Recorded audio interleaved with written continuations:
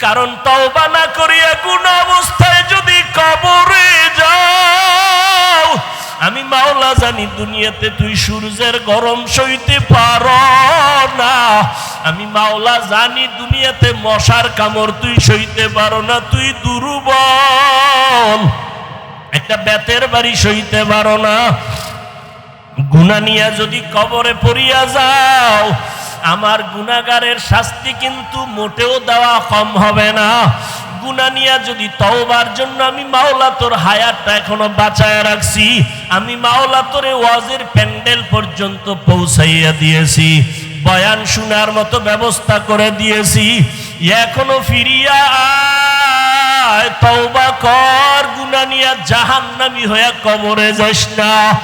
যদি গাদ্দারি করিয়া গুনাহ নিয়ে কবরের বিছানায় যাও, ওই কবর কিন্তু বাতি নাই, সাথী নাই, মাটি আর অন্ধকার। ওই কবরে যখন তুই যাবি, ওই কবরে তোর মা বাবা নেতা নেত্রী কেউ যাবে না, আপনজন কেউ যাবে না।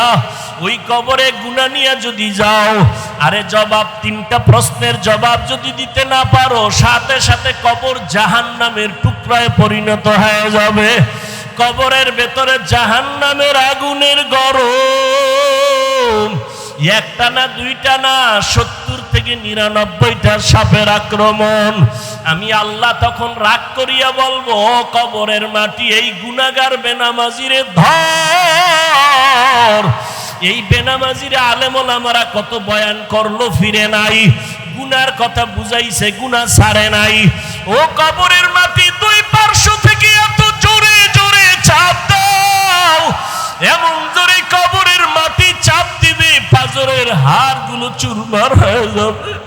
ও যুবক বাবারা, পাও দুইটা ধইরা বলি, চোখের বাড়ি ছেড়ে আল্লাহকে ডাক দাও। ও আসমানের মালিক, জমিনের মালিক, ও দয়ার আল্লাহ, আমরা গুনাহগার হইয়া প্যান্ডেলে ঢুকছি, গুনাহ নিয়ে বাড়ি যাইতে চাই না, গুনাহগার হইয়া কবরে যেতে চাই না রে মালিক।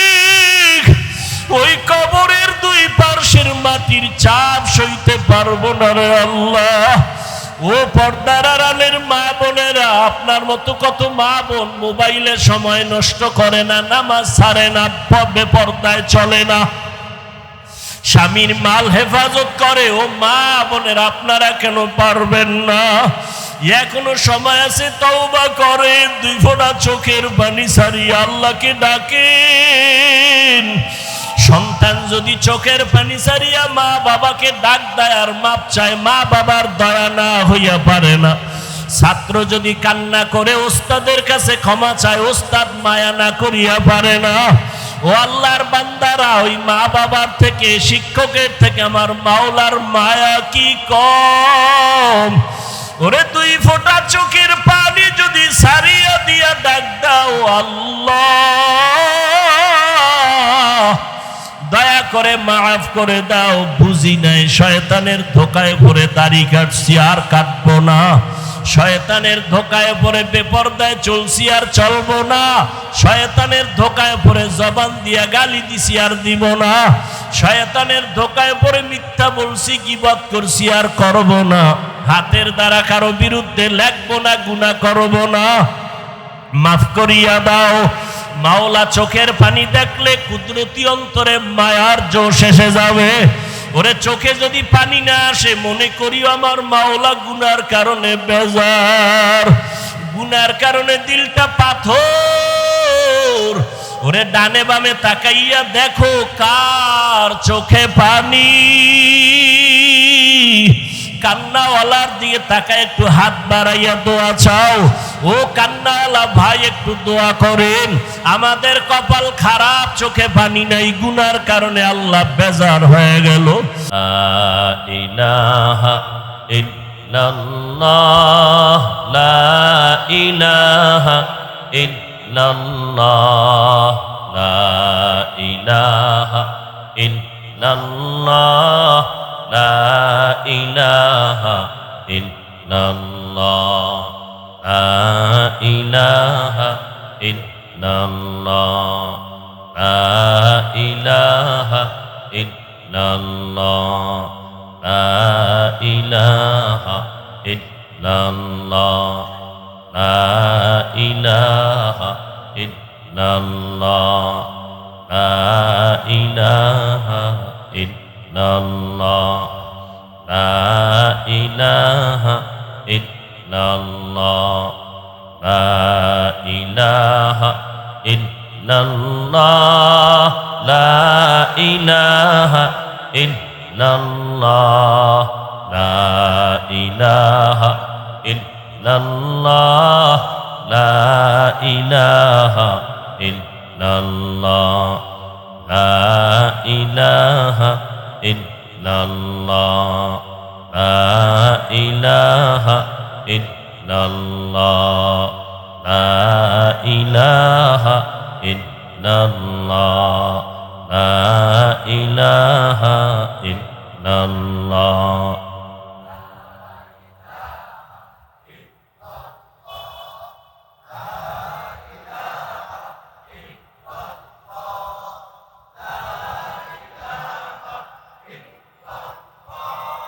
লা ইলাহা ইল্লাল্লাহ মুহাম্মাদুর রাসূলুল্লাহ।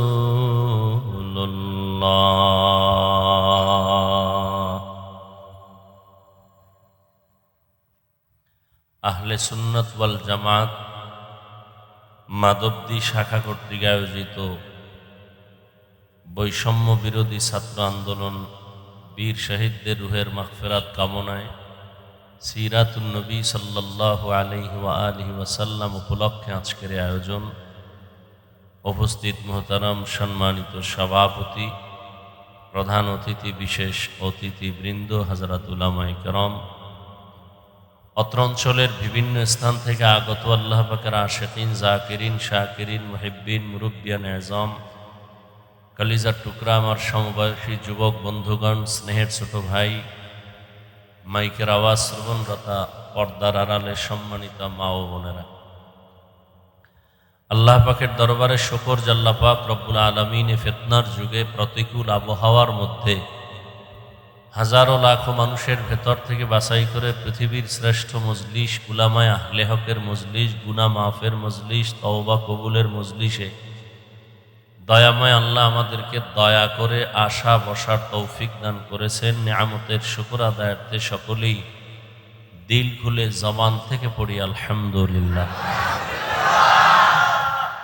দরুদ ও সালাম সৈয়দুল মুরসালিন রহমাতুল লিল আলামিন শফিউল মুজনিবিন খাতামুন নবিয়্যিন সৈয়দুস সাকালাইন ইমামুল মুরসালিন শফিয়ে আজম রসুল আকরম রহমত আলম নবীল আরব আল আজম হবিব কিবরিয়া আশরফুল আম্বিয়া সৈয়দুল আম্বিয়া शफीए महशर साक़िए कौसर आक़ाए नामदार मदीना का ताजदार आफ़ताब नबूवत फ़ख्र मौजूदात सैयदुल मखलूक़ात हज़रत मुहम्मदुर रसूलुल्लाह।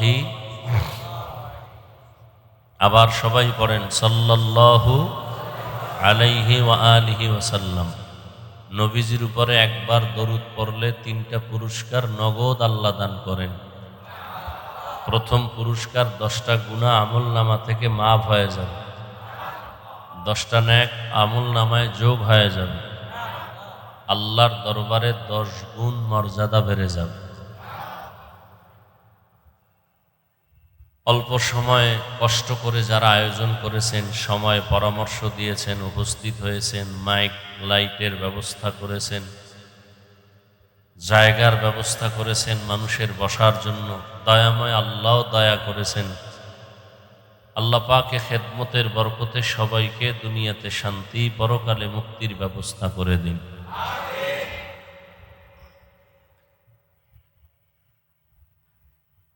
আল্লাহ পাক উন্মুক্তভাবে আমাদেরকে কথা বলার যে সুযোগ দিয়েছেন,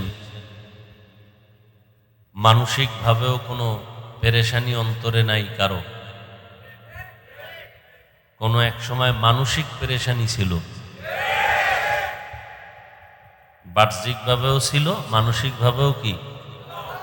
কোরআন হাদিসের কথা বলবো, আল্লাহর বান্দাদেরকে আমরা ভালো বানানোর জন্য দাওয়াত দিব, মানুষকে হত্যা, অন্যের হক নষ্ট করা থেকে, সুদ ঘুষ, এরপরে চুরি ডাকাতি, এর থেকে ফিরাবার জন্য মানুষকে কোরআন সুন্নাহর আলোকে বয়ান করব, আর সে অনুমতি নিতে হবে একটা বেনামাজি সুদখোর থেকে।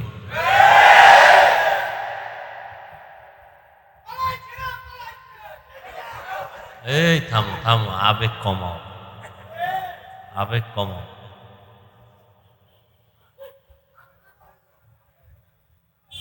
আবেগ কমাও। আমি একটু কথা খুব হিসাব করে বলি। আওয়ামী লীগ গেছে, এই তো, হ্যাঁ, বেহেশতের বাগান হয়ে গেছে দেশ। আওয়ামী লীগ গেছে, এরপর দোকানে আগুন লাগে কেন? বাড়িতে ডাকাতি হয় কেন? স্বাধীন, হ্যাঁ, এ জমিনে কোরআনের কথা, ইসলামের কথা, মাদ্রাসা মসজিদ আলেম ওলামা যেদিন বুক ফুলায়া চলবে, তাদের কথা মেনে মানুষ যখন চলবে, ইসলামের স্বাধীন, আসল স্বাধীন। আবেগ কমাও।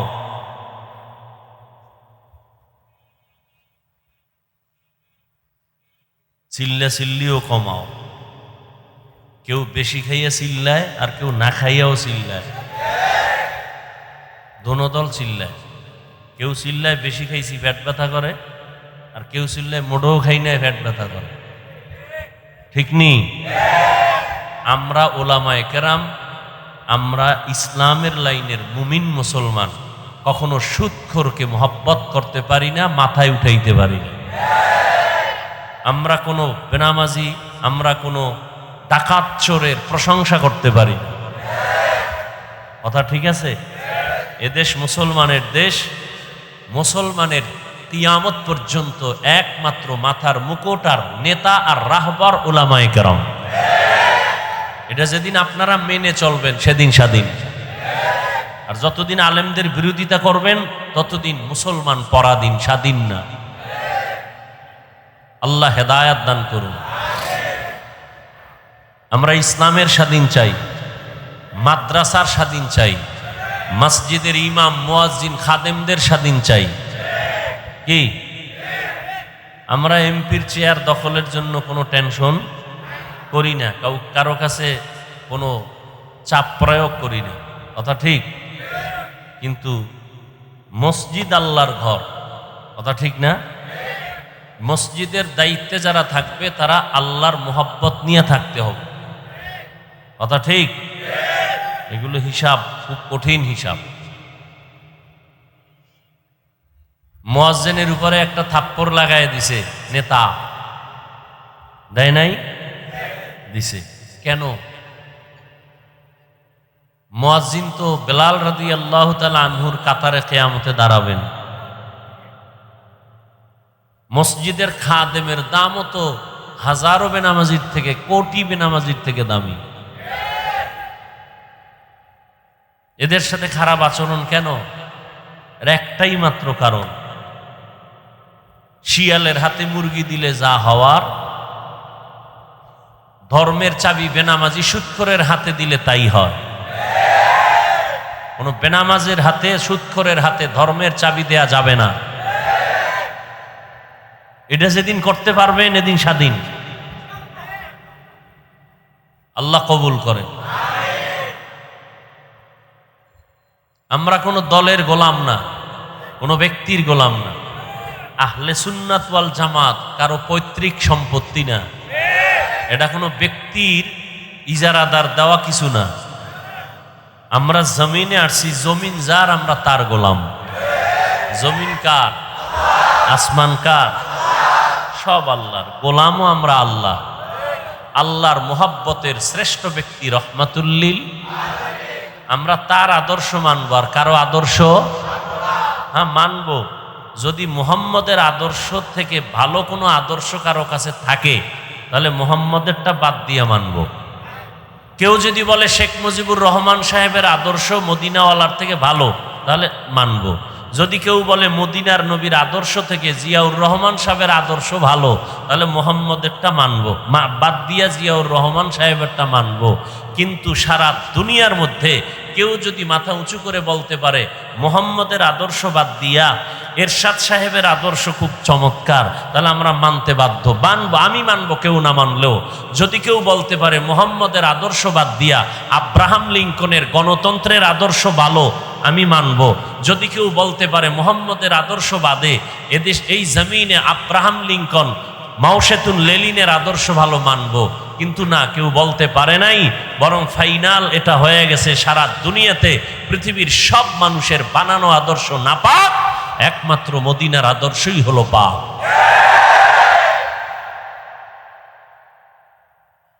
বুঝলেন কথা? মানুষের আদর্শ নাপাক কেন কয়? মানুষটাই নাপাক, ওর মেধা নাপাক, ওর দেমাগ নাপাক, খায় নাপাক, খায় নাপাক। মদ খাওয়া কি পাক না নাপাক? বিড়ি টানে পাক না নাপাক? গাঞ্জা খায় পাক না নাপাক? বেপর্দা নারীর উপরে হামলা করে পাক না নাপাক? এই নাপাক খানেওয়ালারা আদর্শ দিলে আদর্শ পাক হবে না নাপাক? আমার রসুলের আদর্শ পাক, আমার রসুলই পাক। আমার রসুল জীবনে একটা মিথ্যা কথা বলেননি। আমার রসুল কোনোদিন কাউকে একটা গালি দেন নাই। গালি হাজার আসছে নবী, কানো গালির জবাবও দেন নাই। কেমন নবী? রহমতের নবী, যে নবী রহমাতুল্লিল আলামিন কোনোদিন চোখ দুটো গরম করে কারো দিকে তাকান নাই। কেমন মায়ার নবী! সেই নবীর আদর্শের যারা ধারক বাহক হবেন, ওই আদর্শ মেনে যারা চলবেন, এদের একটা সাইনবোর্ড হলো রসুলের দেওয়া আহলে সুন্নাত ওয়াল জামাত। বলেন আহলে সুন্নাত ওয়াল জামাত। আল্লাহ মাহফিল কবুল করেন, আল্লাহ পুরা এলাকায় শান্তি দান করেন, আল্লাহ মাহফিলের বরকতে আমার দেশ আমার জাতিকে জুলুম থেকে হেফাজত করেন, এবং এই জুলুমের প্রতিবাদে গিয়া বৈষম্য বিরোধী আন্দোলনে যে ছাত্র, মহিলা, বোন, মা যারা দুনিয়ার থেকে বিদায় নিছেন, আল্লাহ শাহাদাতের মর্যাদা দেয়, তাদেরকে জান্নাত দান করুন। যারা অসুস্থ হসপিটালে পড়ে আছেন, আল্লাহ তাদেরকে পূর্ণ শেফা দান করেন। হকের পক্ষে, আল্লাহর পক্ষে, দ্বীনের পক্ষে, বাতিলের বিরুদ্ধে আমাদেরকে সোচ্চার ভূমিকা পালন করে চলার তৌফিক দান করেন। আমি আয়াত পড়েছি, আপনাদের পরিচিত একটি আয়াত। সবাই কোরআন শরীফ পড়তে না জানলেও আয়াতটা পারেন। ওয়ামা আরসালনাকা ইল্লা রাহমাতাল লিল আলামিন। আল্লাহ কি বলেন? ওয়ামা আরসালনাকা ইল্লা রাহমাতাল লিল আলামিন। হে পয়গম্বর, আমি জমিনে আপনাকে প্রেরণ করি নাই, হ্যাঁ করেছি জগৎ সমূহের রহমত হিসেবে। রসুলের একটি হাদিস পড়েছি, নবী বলেন, তারাকতু ফীকুম আমরাইন লান তাদিল্লু মা তামাসসাকতুম বিহিমা কিতাবাল্লাহি ওয়া সুন্নাত রাসূলি। নবী বলেন, হে উম্মত, 63 বছর হায়াত শেষ করে আমি বিদায় নিয়ে যাইতেছি। উম্মত হাজার চেষ্টা করে আর আমাকে কখনো দেখবা না, আর পাইবা না। আমিও কালেমার দাওয়াত নিয়ে আসব না। যেই নবীকে একটা নজর দেখলে পেটের ক্ষুধা নিবারণ হয়ে যায়, এত মায়ার নবীকে সাহাবায়ে কেরাম দেখতেন, খানার চিন্তাও করতেন না। সেই রহমতের নবী 63 বছর হায়াত শেষ করে বিদায় বেলা বলেন, উম্মত, তোমাদের মাঝে আমি দুটো জিনিস রেখে যাই এবং চ্যালেঞ্জ দিয়ে গেলাম, এই দুইটা জিনিস যদি তোমরা আঁকড়ায় ধরো, তোমাদের ঈমানও যাবে না, সম্মানও যাবে না। কয় জিনিস? কিতাব আল্লাহ ও সুন্নাত রাসূলি। প্রথম হলো আল্লাহর কিতাব কোরআন, দ্বিতীয় হলো রসুলের সুন্নত, নবীর আদর্শ, রসুলের সুন্নত।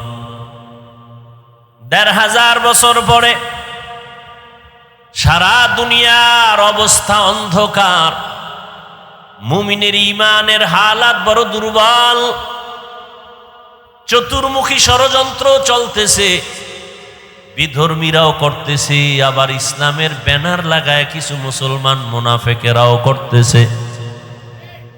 ওয়াজের মাইক বন্ধ করে দাও, মসজিদের মাইক বন্ধ করে দাও, কি মাদ্রাসায় তালা লাগাও, বয়ান হবে, কোনো গরম বয়ান করা যাবে না, মন মতো করতে হবে। বিভিন্ন পার্শ্ব প্রতিক্রিয়া চলতেছিল, এখনো চলতেছে। যদি ওপেন চলতো এখন গোপনে চলে, কি ওপেনে চলতো এখন গোপনে। সব ইহুদি খ্রিস্টানরা ঘুমায় না, তুমি ঘুমাও, স্বাধীন স্বাধীন কয়া ঘুমাও, কিন্তু নাস্তিক বেঈমানেরা ঘুমায় না। ওরা তলে তলে ওদের উদ্দেশ্য হাসিল বলে কেমন। এনজিও এই বাংলার জমিনে যদি 20 বছর পেছনে থাকে, এই 1 মাসে তারা 20 বছর আগায় গেছে, খবর নাই। এরে আল্লাহর গোলাম, সমকামিতা, ট্রান্সজেন্ডারের নামে শিক্ষানীতিকে ধ্বংস করার যত রাস্তা খোলা দরকার, এরা বসে নাই। তুমি আমি বসে আছি, ঘুমাইতেছি, এরা কিন্তু বসে নাই। আগে আমরা অক্ষরের প্রতিশব্দ পড়তাম, কত সুন্দর বাংলা স্বরবর্ণ ব্যঞ্জন বর্ণর প্রতিশব্দ পড়তাম। সরোয়া অজু, সরায়াতে আল্লাহ পড়ছি না, কথা কেন? আর এখন এগুলোর বিপরীত শব্দ আসতেছে। সরোয়াতে অজগর, সরায়াতে আপা, আর একটা অক্ষর আছে সরে ও, কি সরে, এটার অর্থ শব্দ দিছে ওড়না, কি ওড়না, কয় ওড়না পরা হারাম, এতে নাই কোনো আরাম, শব্দ বানাইছে। একটা জাতিকে ধ্বংস করার জন্য যত রাস্তা আছে, এর মধ্যে প্রধান রাস্তা হলো শিক্ষার মেরুদণ্ড ভেঙে দাও। শিক্ষার মেরুদণ্ড ভেঙে দাও, তাহলে জাতি দুর্বল হয়ে যাবে। দ্বিতীয় পথ, একটা জাতিকে ধ্বংস করার যত রাস্তা আছে, প্রধান একটা রাস্তা শিক্ষার মেরুদণ্ড ভেঙে দাও। দ্বিতীয় মেরুদণ্ড হলো একতাবদ্ধ যেন না হতে পারে, ঐক্যের চেয়ার ভেঙে দাও, তাহলে জাতি দুর্বল হয়ে যাবে। ওলামায়ে কেরাম যেই দেশে এক, ওই দেশের মুসলমান এক, ওই দেশে ইসলামের বিজয় আসবে সুনিশ্চিত। এই জন্য বেঈমানরা আদা জল খাইয়া মাঠে নেমে আছে। আলেমদের মধ্যে যেন দ্বন্দ্ব থাকে, দলাদলি থাকে, এক হতে না পারে। ওলামায়ে কেরাম যখন এক হবে, এদেশে নাস্তিকরা কথা বলার আগে আলেম থেকে অনুমতি নিতে হবে। এজন্য সব নাস্তিক বেঈমান গোষ্ঠী পাগল পারা হয়ে আছে, আলেমদেরকে আলাদা করে রাখতে হবে। আল্লাহ হেদায়েত দান করুন, আল্লাহ হেদায়েত দান করুন। খুব কঠিন। গীবত করা হালাল না হারাম? আমি আপনার নাম নিয়ে যদি কারো সাথে বিরোধিতা করি, তাহলে আপনি ব্যক্তির ক্ষতি করলাম, আমি নিজে ক্ষতিগ্রস্ত হলাম। কিন্তু নবী বলেন আলেম ওলামাদের গীবত করা এটা আরো মারাত্মক, কঠিন থেকে কঠিন, কঠিন থেকে কঠিন। আলেমের গীবত করা, আলেমের সম্মান নষ্ট করা, বলে ইসলামের উপরে আঘাত, কোরআনের উপরে আঘাত, দ্বীনের উপরে আঘাত, ইসলামের প্রতিষ্ঠানের উপরে আঘাত। কারণ সারা দুনিয়ার সাধারণ মুসলমান মানুষ আলেমের প্রতি দুর্বল, এজন্য তারা কথা বলে মানুষ অন্তরে এটা গেঁথে নেয়, যা বলে মেনে নেয়। এই আলেমদের প্রতি এত মানুষের আবেগ মোহাব্বত, এই জন্য আলেমদের বিরোধিতা করা এটা সাধারণ কোনো মানুষের বিরোধিতা গীবত করা থেকেও মারাত্মক অপরাধ। আল্লাহ গীবত থেকে আমাদেরকে হেফাজত করে। লুহুমুল উলামাই মাসমুমাহ, নবী বলেন ওলামায়ে কেরামের গীবতের উদাহরণ আল্লাহ কোরআনে দিছেন মরা ভাইয়ের গোশতের সাথে। ইয়া আইয়ুহাল্লাযীনা আমানু ইয়া আইয়ুহাল্লাযীনা আমানু জতানিবু কাসীরাম মিনায-যন্ন ইন্না বা'যায-যন্নি ইসমুন ওয়ালা তাজাসসু ওয়ালা ইয়াগতাব বা'যুকুম বা'যা আইয়ুহিব্বু আহাদুকুম আন ইয়াকুলা লাহমা আখিহি মাইতান ফাকারিহতুমুহু ওয়াত্তাকুল্লাহ ইন্নাল্লাহা তাওয়াবুর রহিম। তোমরা ধারণা থেকে, খারাপ ধারণা থেকে নিজেকে বাঁচাও। কিছু কিছু ধারণা মারাত্মক গুনাহ। গীবত শেখায়াত করিও না, করলে তোমরা কি পছন্দ করো? আল্লাহ প্রশ্ন করেন, তোমরা কি পছন্দ করো মরা ভাইয়ের গোশত খাবা? ফাকারিহতুমুহু, তোমরা আসলে পছন্দ করো না। ওয়াত্তাকুল্লাহ, আল্লাহকে ভয় করো। ইন্নাল্লাহা তাওয়াবুর রহিম, আল্লাহ তাআলা তওবাকারীকে ভালোবাসেন, দয়া করেন, মায়া করেন। এরে আল্লাহর বান্দা, গীবত করা মারাত্মক, মরা ভাইয়ের গোশত খাওয়ার সমতুল্য আল্লাহ কোরআনে বলেন। হাদিসে পাকে নবী বলেন আল গীবাতু আশাদ্দু মিনাজ জিনা, গীবত করা জিনা থেকেও মারাত্মক অপরাধ। গোশত খাইতে কেউ চায় না, জিন্দা তো, মরা তো দূরের কথা, জিন্দা ভাইয়ের গোশত খাবে না, মরাটা তো আরো মারাত্মক। এই ভাইদের মধ্যে আবার আলেমদের গোশত আরো কঠিন, বিষ। উলামায়ে কেরামের গোশত আরো বিষ। এটা কেমন বিষ? এটা খাওয়ার আগে ঘ্রাণ নিতে গেলে অসুস্থ হয়ে যাবে।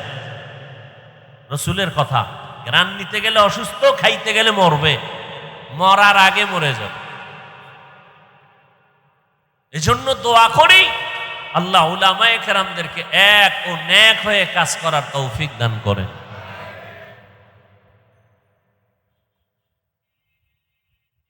নবীজি বলেন আমি দুটো জিনিস রেখে গেলাম, আকরাইয়া ধর। আমি নবী চ্যালেঞ্জ দিলাম, যদি ধরে রাখতে পারো, যেই সময় আমি থাকবো না, তোমরা ওই দুইটা জিনিস যদি ধরে রাখো, ঈমানও যাবে না, সম্মানও যাবে না। ১৫০০ বছর হয়ে গেল, নবী নাই। আল্লাহর শুকর আমরা দেখলাম, নবীর আল্লাহর দেওয়া কোরআন আর নবীর আদর্শ এখনো যারা ধারণ করে আছে, সারা দুনিয়ার ষড়যন্ত্রের মাঝে এখনো তারা সম্মানে আছে। ওলামায়ে কেরামের সম্মান কম না বেশি? জোরে বলেন। চেয়ারম্যানের চেয়ার শেষ, চেয়ার। আলেমদের চেয়ারের কোনো মেয়াদ আসেনি। চেয়ারম্যানের চেয়ারের মেয়াদ আছে। যদি মাথা ঠান্ডা করে চেয়ারে বসো, থাকো টাইম মতো, আর যদি উল্টা পাল্টা করো, টাইমের আগে চেয়ারের পায়া ভেঙ্গে ফেলা হবে। কিন্তু উলামায়ে কেরামের এই চেয়ারের কোনো মেয়াদ নাই। এরা দুনিয়াতেও বাদশা, পরকালেও বাদশা। এই সম্মানকে দিছেন আল্লাহ। দিছেন কেন? আল্লাহ বলেন কিয়ামত পর্যন্ত 1 সেকেন্ডের জন্য এই জমিনে আর নবীজি আসবেন না। আসবেন? সাহাবায়ে কেরাম আসবেন? বলেন বলেন। আবু বকর, ওমর, ওসমান, আলী রাদিয়াল্লাহু আনহুমের কেউ আসবেন? তাবিঈনরা আসবেন, আইম্মায়ে কেরাম আসবেন, ইমাম আবু হানিফা, ইমাম আহমদ বিন হাম্বল, ইমাম শাফিঈ, ইমাম মালিক রাহিমাহুমুল্লাহ কেউ আসবেন, মুহাম্মদ ইবনে ইসমাইল বুখারী রাহমাতুল্লাহ আলাইহি, ইমাম মুসলিম, ইমাম তিরমিজি কেউ আসবেন? কিয়ামতের আগে আর আসবেন না।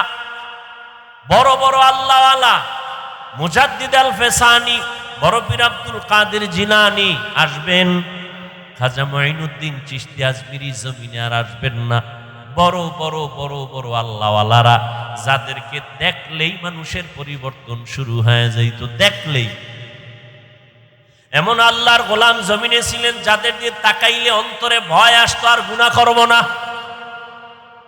এইরকম আল্লাহর বান্দা নাই, আর আসবেন না। কিন্তু আমরা তো শান্তি চাই, আমরা তো জান্নাত চাই। এখন জান্নাতের পথ আমি চিনি না, অন্ধ। কোথায় জান্নাতের পথ পাবো? জান্নাতের পথের সঠিক ঠিকানা আছে কোরআন হাদিসে। কোথায়? কপাল খারাপ, কোরআন পড়তে জানি না, বুঝি না, হাদিসও বুঝি না। এখন আমার কি উপায়? নবীও আসবেন না বুঝাইতে, সাহাবায়ে কেরাম আসবেন না, আইম্মায়ে কেরাম আসবেন না। আমার জান্নাতেও যাওয়া দরকার, ঠিকানা আছে কোরআন হাদিসে, পড়তেও জানি না। এখন একমাত্র সমাধান পথ হলো উলামায়ে কেরামের অনুসরণ করতে হবে। যারা আলেমদের থেকে দূরে থাকবে, আলাদা হবে, আল্লাহর কসম ওদের দুনিয়াও বরবাদ, আখিরাতও বরবাদ। ইলমেরা ইজাজ করদন বেহিসাব, কিরাদাতন জওয়াবে বাসওয়াব, হকনা দারব দোস্তে খলকা জারেরা, নিস্তে ই খসলত একে দিনদারেরা। ভাইরা আমার, বর্তমান দুনিয়াতে ওই দুই জিনিস, যার কাছে যত পার্সেন্ট আছে তত পার্সেন্ট সে সম্মানে আছে, শান্তিতে আছে।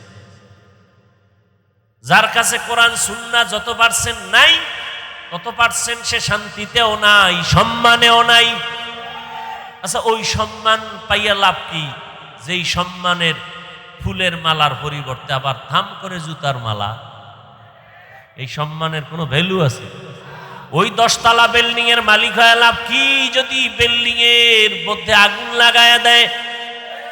কোনো লাভ আছে? ওই কোটি কোটি কোটি টাকার মালিক হয়ে লাভ কি, যেই টাকা আমি খেতে পারবো না?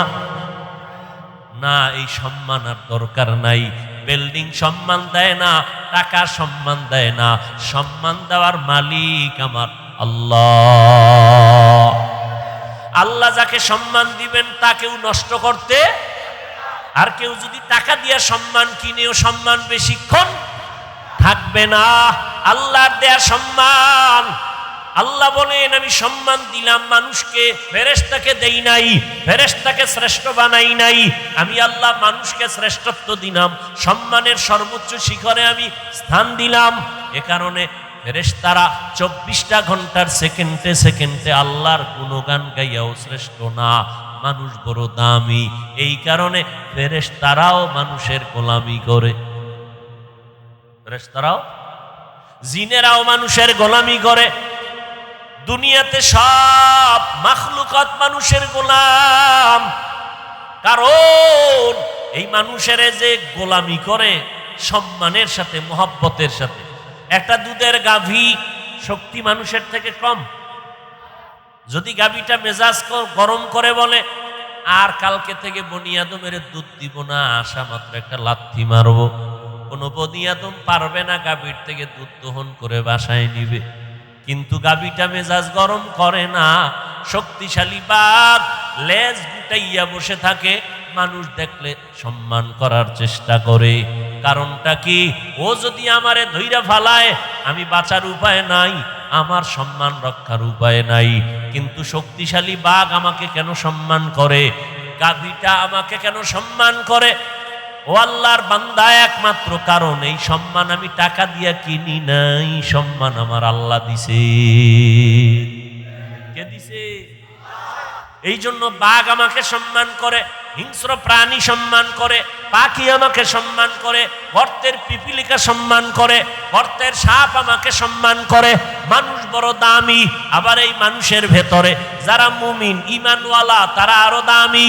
সমস্ত মুমিনদের ভেতরে একমাত্র আম্বিয়ায়ে কেরাম দামি, নবী রাসূলরা দামি।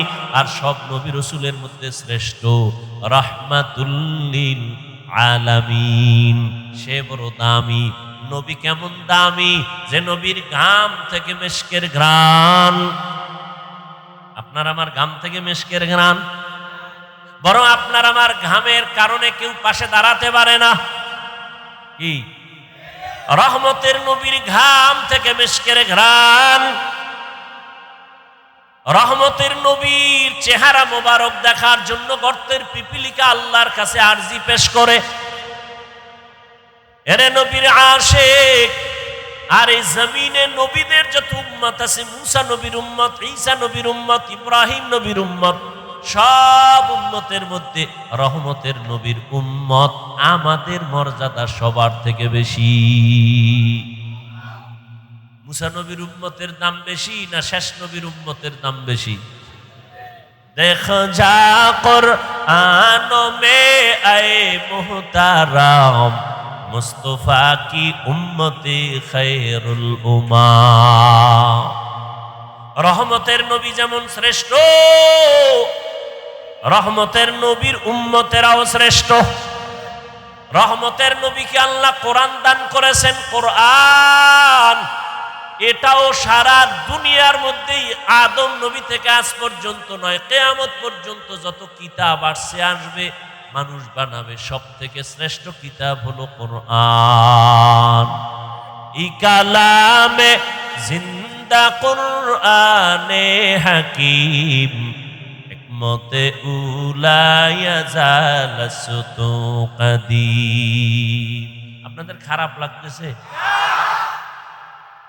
দেখছেননি আমি যে বারবার ওয়াজে বলি, ভাই মনিটরের সাউন্ড বাড়াও, আমি যে বারবার বলি বান্দা চাইলে কিছুই হয় না, আল্লাহ চাইলে সব হয়। কি বান্দা চাইলে, আল্লাহ চাইলে? আহলে সুন্নাত ওয়াল জামাত তারা চাইছিলেন মাগরিবের আগে বয়ান শেষ হয়ে যাবে, ঠিক নেই? আমাকে টেলিফোন করা হলো, আমি বললাম প্রোগ্রাম আছে, আসরের নামাজ পড়ে বয়ান করব। বান্দা চাইছে মাগরিবের আগে শেষ, আর এক দল আল্লাহর বান্দারা চাইছে এখানে যেন কোনো ওয়াজ নাই হয়। এরা বৃষ্টি পাইয়া খুশি না বেজার? খুব খুশি। এই 15 বছরে যেই পরিমাণ খুশি হয় নাই, আজকে বৃষ্টিতে তারা আরো খুশি। আল্লাহ কাজা তো একটু খুশি করলাম। কিন্তু যারা মাগরিব পর্যন্ত যাইছিল, এগো মনটা খুশি না বেজার হয়ে গেছে, চোখে পানি। চাইছিলাম মাগরিব পর্যন্ত হবে, তাও তো হচ্ছে না বৃষ্টি। আল্লাহ কাজ তোগো খুশি করবো, একটু ধৈর্য ধর, একটু ধৈর্য ধর। মাগরিব না, আমি আল্লাহ ভরপুর বয়ান শোনার ব্যবস্থা করে দিব। বান্দা চাইলে কিছু হয় না, আল্লাহ চাইলে। কাদের কুদরত দারি বার কামাল আন্তা রব্বি আন্তা হাসবি যুল জালাল তুহি কাদের জলিলুল্লাহ জাহাদার বহর হালে তুহি মেরা নিগাহদার। এরে আল্লাহর গোলাম, আল্লাহ পাকে মাহফিল নাজাত ও হেদায়াতের জন্য কবুল করেন। আরো আস্তে করে বলেন। আহলে সুন্নাত ওয়াল জামাত মাধবদী থানা শাখার এই প্রোগ্রাম সারা ওয়ার্ল্ডের মানুষ এটাকে জানে এবং চিনে শুনে, ঠিক নেই? এটা কোনো ব্যক্তির কিছু, খবরদার এই ধারণা করবেন না। আচ্ছা, এই সংগঠন যারা করে বা এর দায়িত্বে যারা আছে, এরা এখান থেকে কি টাকা নিয়ে বাড়িঘর করে? এই ধারণা করা, ওই একটু আগে আয়াত পড়ছি, ধারণা কবিরা গুনাহ।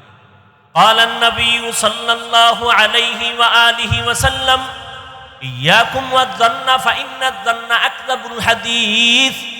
খবরদার তোমরা খারাপ ধারণা করিও না, এটা সব গুনাহের মূল হলো খারাপ ধারণা। আর এই খারাপ ধারণার থেকেই হয় গীবত, শিকায়াত। খবরদার, গীবত করা মারাত্মক অপরাধ। আল্লাহ পাকে গীবত থেকে আমাদেরকে হেফাজত করেন। এরে নবীর উম্মতের দল, উম্মত এখন দিশেহারা, পথহারা, মতহারা। এখন এই উম্মত কোথায় যাবে? একমাত্র ঠিকানা উলামায়ে আহলে হকের পরামর্শ নিয়ে জীবনকে পরিচালনা করবে।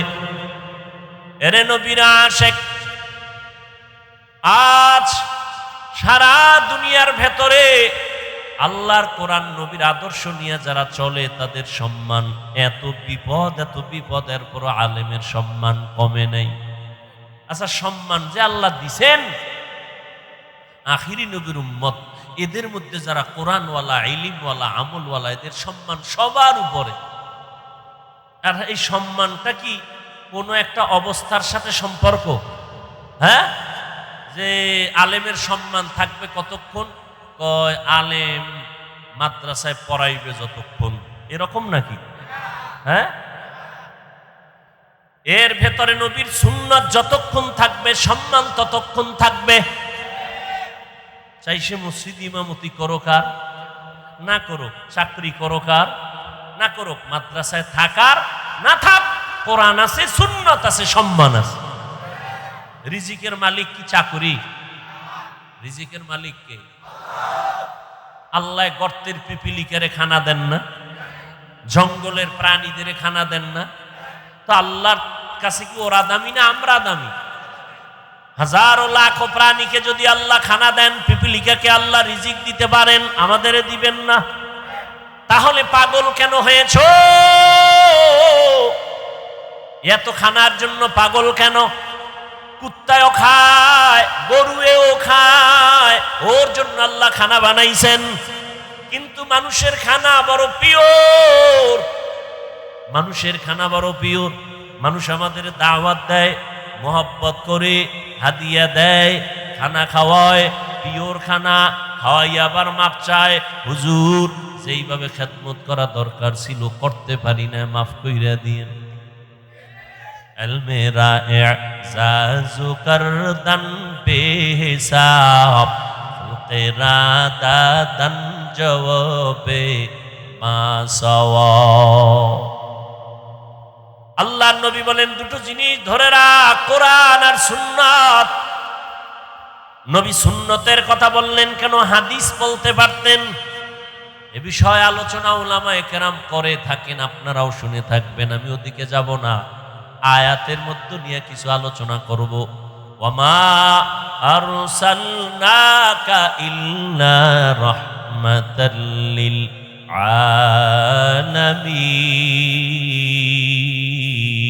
আলামিন। আল্লাহ তাআলা বলেন, হে রহমতের নবী, আমি আপনাকে দুনিয়ায় পাঠাই নাই, হ্যাঁ পাঠিয়েছি জগৎ সমূহের রহমত হিসেবে। ভালো করে বুঝেন, নবীকে রহমত করে পাঠাইলাম বললেই তো হইতো। আল্লাহ আগে নেতিবাচক শব্দ কেন ব্যবহার করলেন? ও নবী, আমি আপনাকে পাঠাই নাই। আবার বললেন, হ্যাঁ পাঠিয়েছি জগৎ সমূহের রহমত হিসাবে। পাঠাই নাই এই শব্দ বলে আবার কেন বললেন হ্যাঁ পাঠিয়েছি? বলে দুনিয়ার মানুষের জেহেনটাকে স্পষ্ট করে বলে দিলেন, ও মানুষ, ভালো করে মনের ভেতরে ঢুকাও, স্থায়ীভাবে ভালো করে বুঝাও, আমার নবী একমাত্র নবী, রহমতের নবী। এই নবীকে আমি আল্লাহ ভিন্ন কোনো কারণে পাঠাই নাই, একমাত্র রহমত হিসাবে পাঠিয়েছি। জগৎ সমূহের জন্য নবী রহমত। অনেকে তর্জমা করে থাকেন উভয় জগতের জন্য নবী রহমত। উভয় জগৎ মানে দুনিয়ার জগৎ, পরকাল জগৎ। আর আমি তর্জমা করলাম জগৎ সমূহ, কারণ দুই জগৎ না, রুহের একটা জগৎ আলাদা, মায়ের গর্ভের একটা জগৎ আলাদা, দুনিয়া নামক জগৎ আলাদা, কবর জগৎ আলাদা, হাসরের মাঠের একটা জগৎ আলাদা, জান্নাত ও জাহান্নামের একটা জগৎ আলাদা। আমার নবী উভয় না, সমস্ত জগতের জন্য রহমত। আল্লাহ হলেন রব্বুল আলামিন, আর আমার নবী হলেন রহমাতুল লিল আলামিন। আল্লাহ হলেন জগৎ সমূহের রব, আর আমার নবী হলেন জগৎ সমূহের রহমত। রুহের জগতের জন্য নবী আমার রহমত। রহমতের নবী রহমত নিয়ে আসছেন মক্কা নগরীতে। এমন এক সময় মক্কাতে নবী আসলেন, যেই সময় মক্কার মানুষ ছিল সারা দুনিয়ার মধ্যে চরম খারাপ, চরিত্রহীন। মক্কার মানুষের মতো খারাপ এই জমিনের কোথাও এরকম খারাপ মানুষ ছিল না। মক্কার মানুষ এত খারাপ, চরিত্রের কোনো ভালাই নাই। সবাই জানে জাহেলিয়াতের পর্দায় তারা আটকানো, বাইতুল্লাহর পার্শ্বে নারী পুরুষ উলঙ্গ হয়ে যায়, তাওয়াফ করে, নারীদের পছন্দ করে না। কন্যাদের গলা টিপে হত্যা করে আপন বাবা। কন্যা হলে লজ্জা পায়, কন্যাদের পছন্দ করে না বাবা, সমাজে মাথা উঁচু করে না লজ্জা। বর্তমানেও কিছু কুলাঙ্গার জমিনে আছে, ছেলে হলে খুশি হয়, কন্যা হলে কষ্ট পায়। রহমতের নবী আসিয়া বললেন, না, কন্যাদের সম্মান অনেক উপরে। আমি এত বড় দামি এক ব্যক্তি, রহমতের নবী, আমার একটা ছেলে নাই, আমি 4 কন্যার বাবা। আমিও নবী, 4 কন্যার বাবা। নবী দুনিয়াতে আইসা প্রত্যেকটা সেক্টরে শান্তির বাড়ি ধারা কায়েম করলেন। মক্কার মানুষগুলো এতটা খারাপ ছিল, ওই জায়গায় নবীকে পাঠাইলেন আমার আল্লাহ। চারদিকে দুশমন। আবার নবী আসার আগে আব্বাকে নিয়ে গেলেন, শিশুবেলা মাও চলে গেল। আমাদের দেশের বড় হুজুর মাধবদী এলাকায় কোনো খারাপ এলাকা থাকলে, জেনা হয় যেখানে, পতিতালয়, ওখানে যদি এলাকার মানুষ আইসা উজানির হজরতের বলে, হুজুর আপনি মাধবদী থাকেন, আপনি একজন আল্লাহর খাঁটি ওলির আওলাদ, আপনার কাছে আমাদের আবদার, এই বিষয়টা কি করা যায়? হুজুর পরামর্শ করার পরে বলবে, এই এলাকার কিছু মানুষ আগে ওখানে দেখো গিয়া কি হালাত। হুজুর যদি বলে, না তুমগো যাওয়া লাগবে না, আমি যাব, সবাই বলবে, না হুজুর আপনি এত বড় হুজুর, ওখানে এই পরিবেশ নাই যে আপনি যাবেন, দেখার জন্য যেতে পারবেন না, আপনি এত বড় হুজুর ওখানে যাবেন কিভাবে? হুজুর তো যাবে ভালো নিয়তে, এরপরও সবাই বাধা দিবে, ওখানে যাইয়েন না। আমরা আগে গিয়া দেখি পরিবেশটা একটু লাইন মতো হলে আপনাকে নিব, ঠিক না? এর থেকেও খারাপ মক্কার মানুষের হালাত, চারদিকে দুশমন। আর সেই জায়গায় সৃষ্টির শ্রেষ্ঠ আদর্শের নবীকে আল্লাহ কেন পাঠাইলেন? আর মানুষগুলো এত খারাপ বা কেন হইল? আপনাদের মাধবদীর কেন্দ্রীয় মসজিদের পাশে যার বাসা, ওই মানুষটা যেই পরিমাণ উল্টা পাল্টা করবে অন্যদের তুলনায় কম, কথা ঠিক না? মসজিদের দূরের মানুষটা যেই পরিমাণ খারাপ হবে, মসজিদ মাদ্রাসার পাশের মানুষটা একটু কম খারাপ হবে, কারণ পাশে মসজিদ, ঠিক না? আতরের দোকানের তো একটা ভাব আছে না, ওখানে থাকলে তো একটু ঘ্রাণও আসবে। তাহলে মক্কার মানুষের মতো খারাপ আর কোথাও নাই, অথচ মক্কার মানুষ এত খারাপ হবে কেন? যেখানে আল্লাহর ঘর আছে, যেখানে আল্লাহর এত দামি একটা ঘর, যেই ঘরটার দিয়ে তাকাইলেই সওয়াব, কিছু বলা লাগবে না, শুধু তাকাইবেন সওয়াব। সুবহানাল্লাহ, না? এত দামি একটা ঘর। ইন্না আউওয়ালা বাইতিন উযিআ লিন-নাসি লাল্লাযী বিবাক্কাতা মুবারাকাও ওয়া হুদা, মুবারাকাও ওয়া হুদাল লিল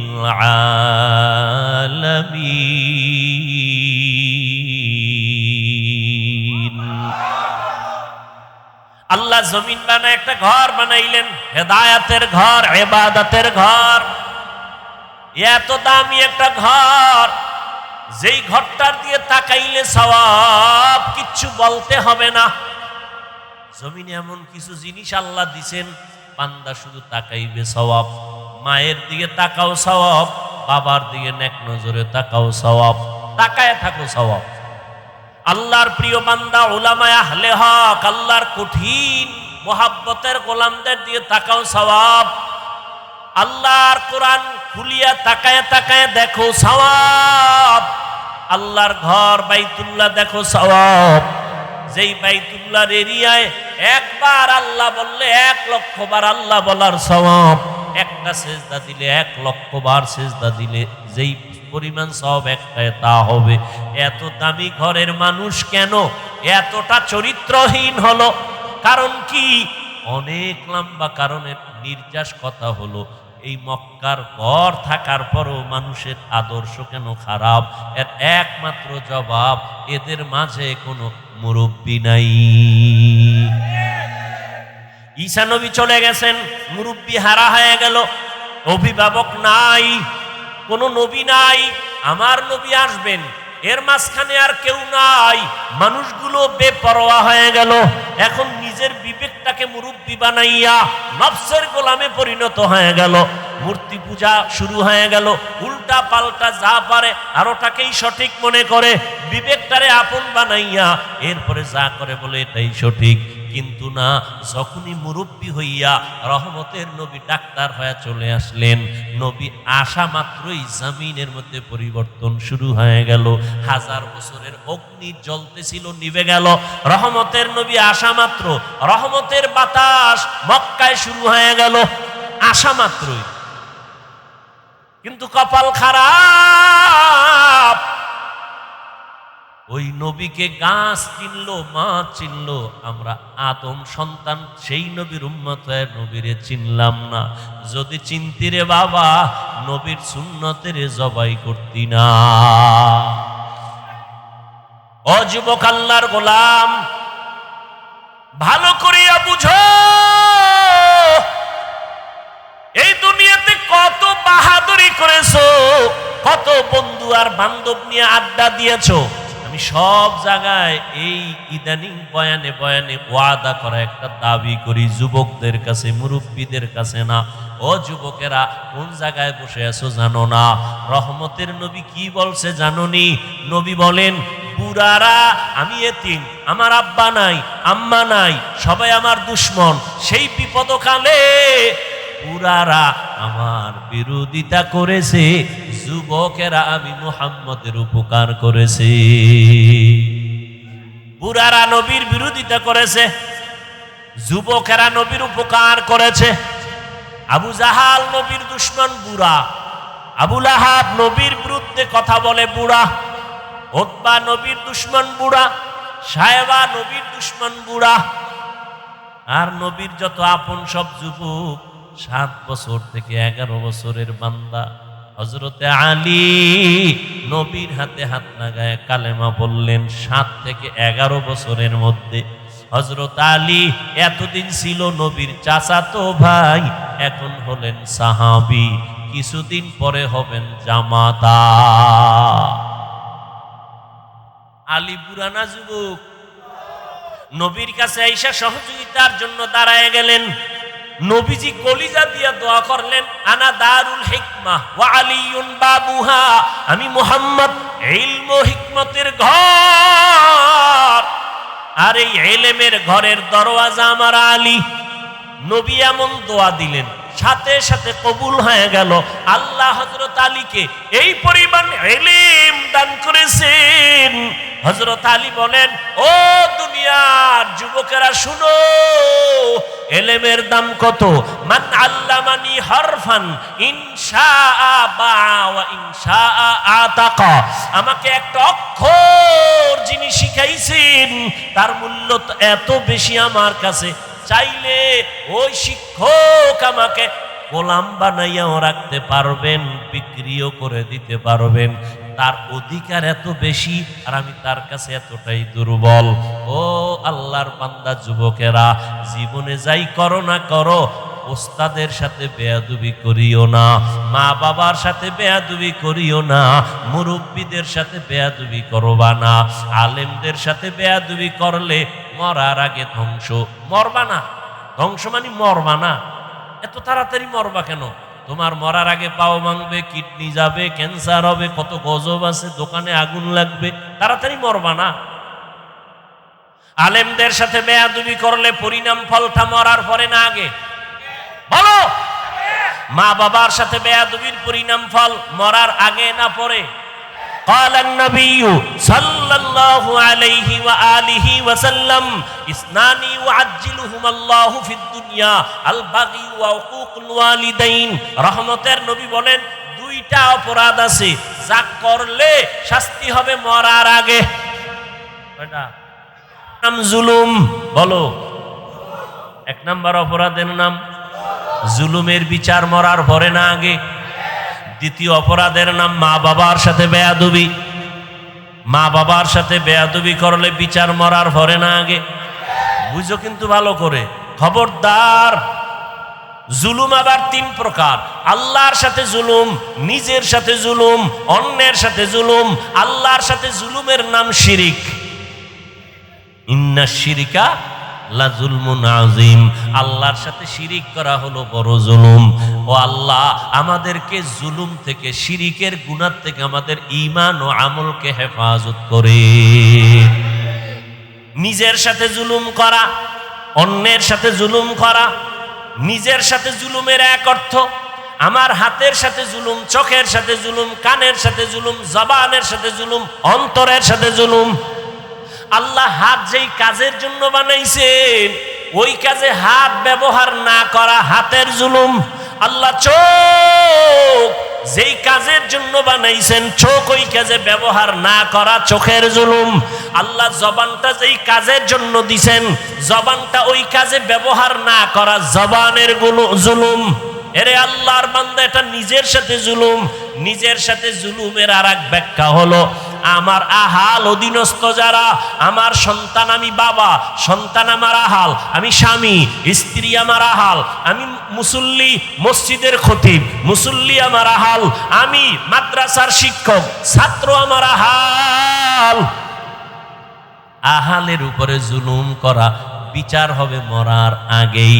শিক্ষক হয়ে ছাত্রের উপরে জুলুম, বিচার মরার আগে। মা হইয়া বাবা হইয়া সন্তানের উপরে জুলুম, সন্তান হয়ে মা বাবার উপরে জুলুম, মরার আগে বিচার।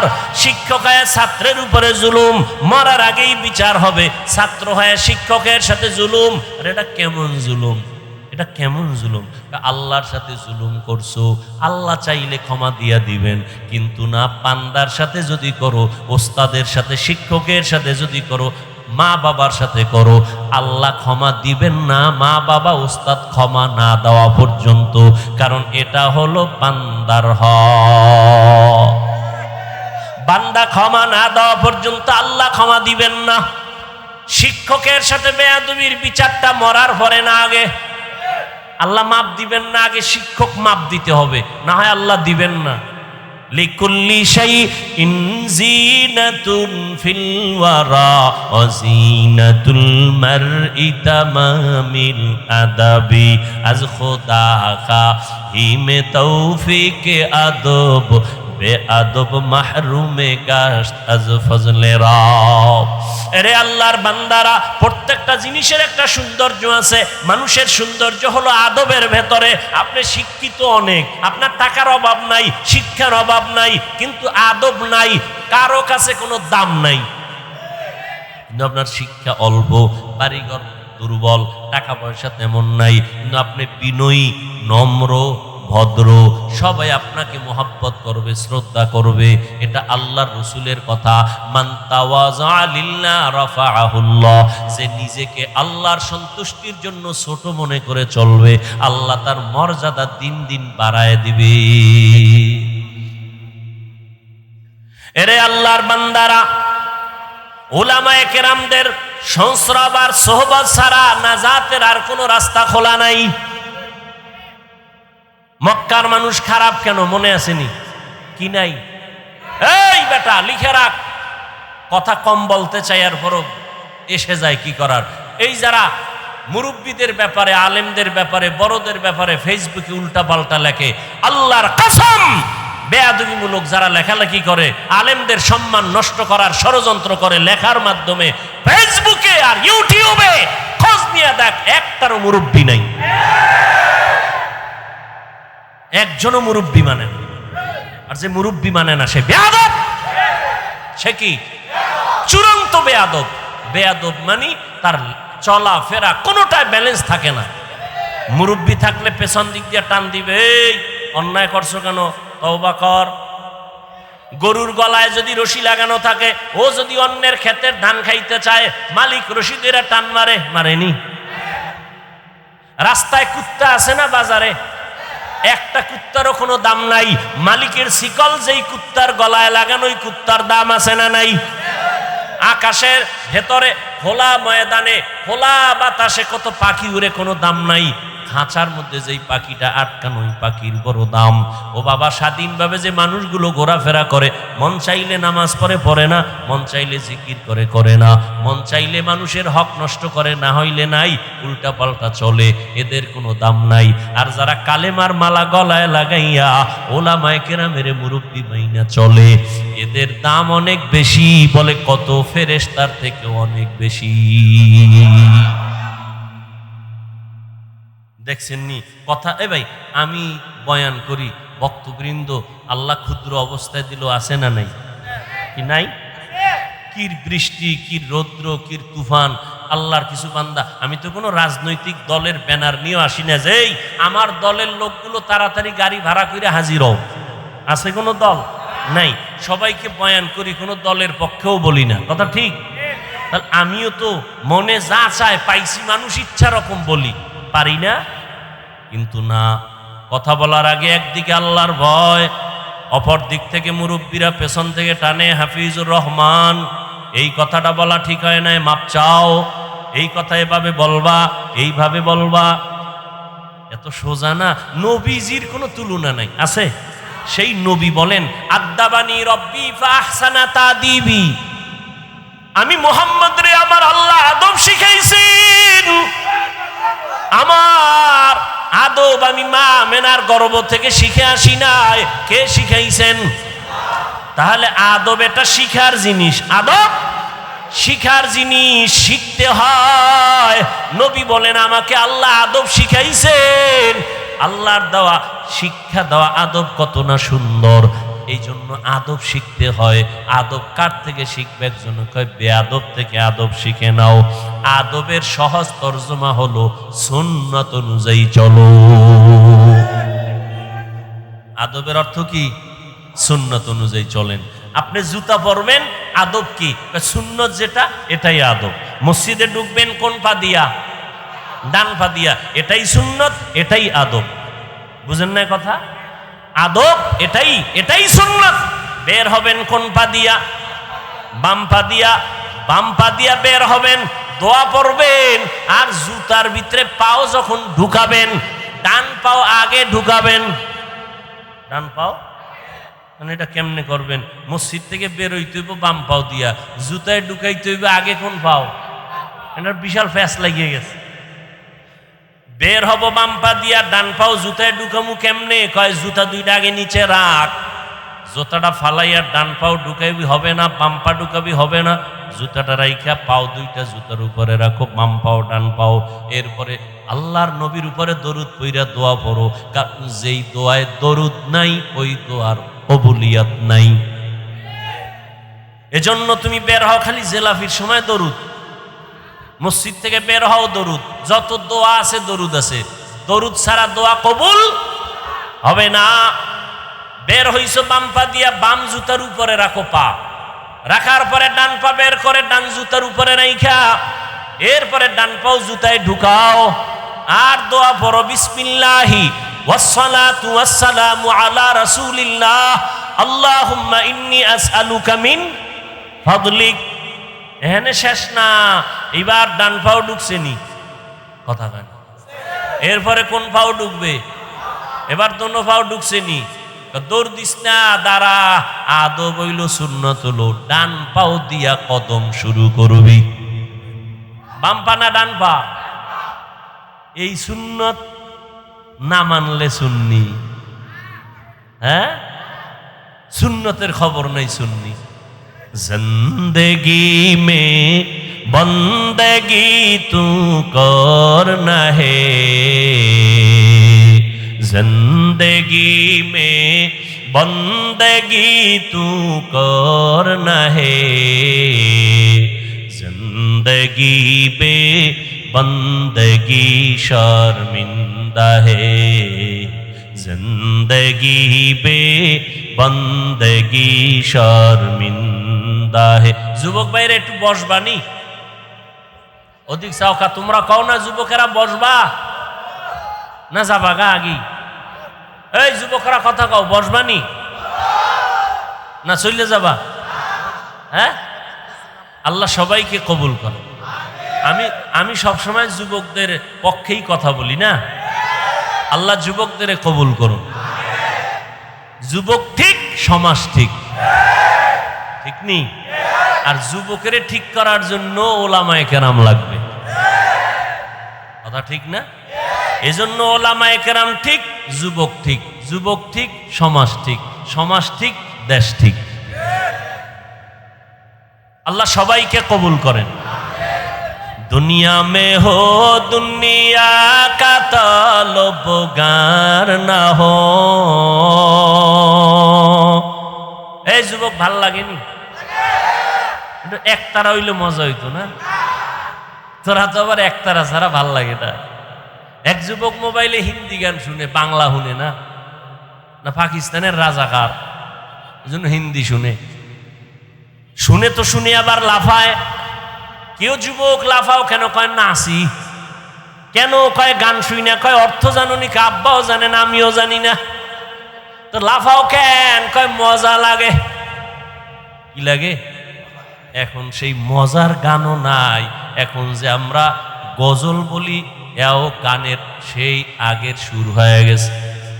মানুষের গজল গাইতাম আগে, ছোটবেলা শুনতাম কলিজার টুকরা আইনুদ্দিন আল আজাদ, এরকম বহু শিল্পীদের আল্লাহর বান্দারা গজল গাইতেন, নাত হামদে বারি তাআলা পড়তেন, কলিজা ঠান্ডা হতো। কবরের আযাবের গজল শুনতাম, চোখের পানি পড়ত। আর এখন একতারা না বাজাইলেও গান এমন ধাক্কা লাগে, মনে হয় যেন একতারার সাথে মিলে যায়। আল্লাহ হেদায়েত দান করুন।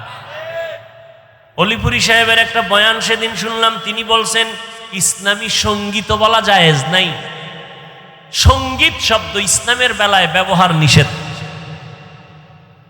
ভাইরা আমার, দোয়া করি অলিপুরি সাহেবের জন্য, আরো যারা এই ময়দানে খেদমত করছেন, যাদেরকে বাতিলরা নাম শুনলে ভয় পাইতো, আল্লাহ পাক যাদের নিয়ে গেছেন তাদের জান্নাতে মাকাম বাড়ায় দেন।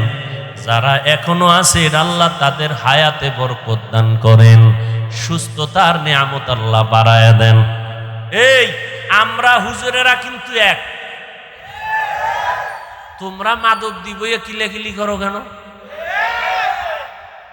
তুমি যদিও দেখো টুপি আলাদা, কিন্তু অন্তর এক। অন্তর কি এক? খবরদার, তুমি শরবতের মধ্যে যত রং দেখো, কোন শরবত লাল, কোন শরবত হলুদ, কোনটা একটু সবুজ আছে না নাই? সবগুলোই কিন্তু শরবত। আমরা আলেমরা যেই লাইনে হই না কেন, এক জায়গায় দেখা হইলে বুকে বুক লাগাই, দাওয়াত দিয়ে আসেন, এক জায়গায় এক প্লেটে খাই, তখন কিন্তু মায়ার এক টার্গেট হয়ে যায়। আমরা যে লাইনের হই, আমরা সবাই নবীর ওয়ারিস, আমরা উলামা। তুমি মাদক দিবে কিলাকিলি কইরা তোমার ক্ষতি করে লাভ কি রে বাবা? না, এ দূরত্ব বন্ধ করো, কলিজা দিয়া দোয়া করো। আলেম দেখলে দোয়া নিও, দোয়া নিও, দেখলে সালাম দিও, দোয়া নিও। কার দোয়া কখন তোমার কপালে লেগে যাবে বলা যায় না। এরে যুবক, আল্লাহর মোহাব্বত অন্তরে জমা করে নাও, দুনিয়া পিছে ফেলে দাও। ও আল্লাহর বান্দারা, সার্টিফিকেট না থাকলে না খায় মরবা, এই কথা সম্পূর্ণ মিথ্যা। রিজিকের মালিক চাকরি না, সার্টিফিকেট না, একমাত্র আল্লাহ। दुनिया में हो दुनिया का तलबगार ना हो, बाजार से गुजर हो खरीदार ना हो। ये दुनिया एक मिसल कागज फूल है, ये दुनिया एक मिसल कागज फूल है। जिंदगी में बंदगी तू करना है,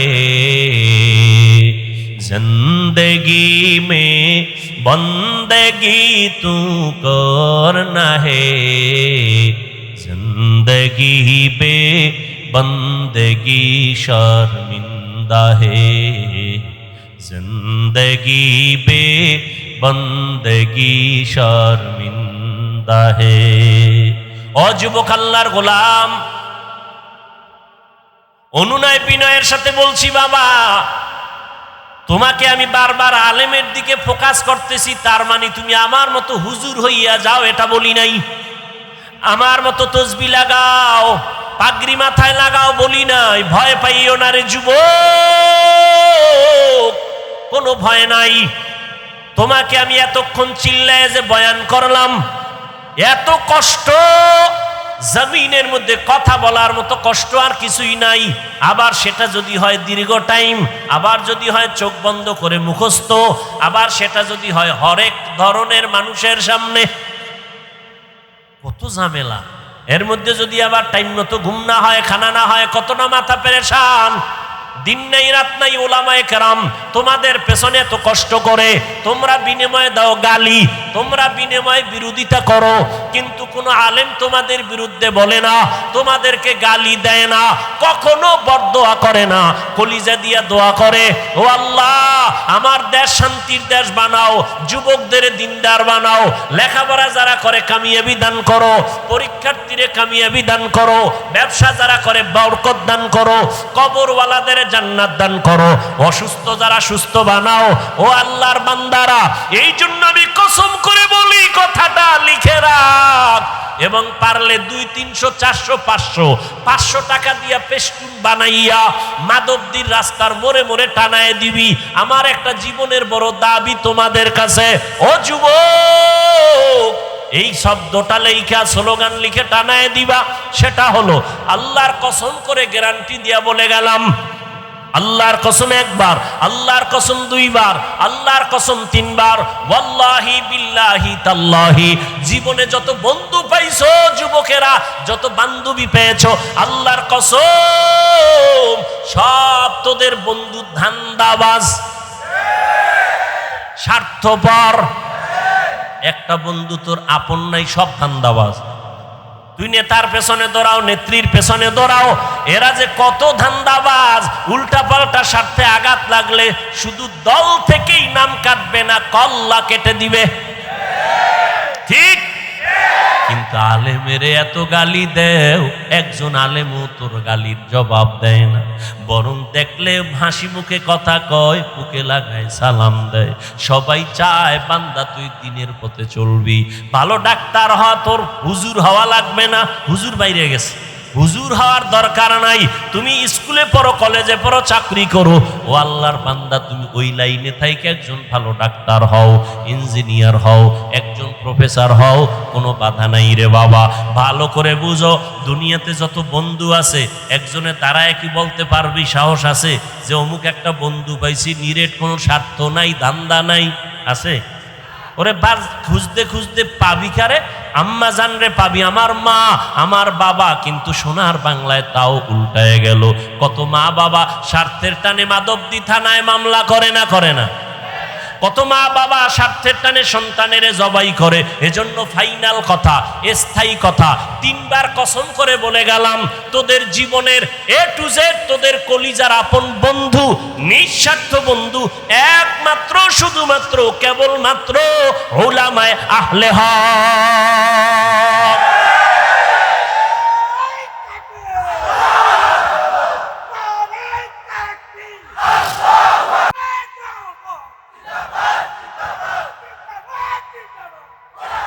ভাইরা আমার, উলামায়ে কেরাম সাইনবোর্ড লাগাও, টানায় দাও, জীবনের পিওর নিঃস্বার্থ বন্ধু উলামায়ে আহলে হক, এই কথা লিখে ব্যানার লাগাও সব জায়গায়। আর সব বন্ধু ধান্দাবাজ, সব বন্ধু স্বার্থপর, উলামায়ে কেরাম নিঃস্বার্থ। এই বয়ান সারা রাত করলে শেষ হবে না। আমি আল্লাহর কসম করে বলি, উলামায়ে কেরাম এই দেশকে যা দিয়েছে, এই জাতিকে যা দিয়েছে, কোন নেতা তা দিতে পারে নাই, কোন নেত্রী তা দিতে পারে নাই। উলামায়ে কেরাম কলিজা দিয়ে, জীবন দিয়ে, জান দিয়ে সবকিছুই দেশের জন্য, জাতির জন্য করেছে, নিঃস্বার্থভাবে, কেউ তা করতে পারে নাই। কিন্তু দুনিয়াদারেরা আলেমদের সাথে করেছে গাদ্দারি। কি করেছে? কোন মায়ের সন্তানের বুকের পাটা শক্ত থাকলে দাঁড়া।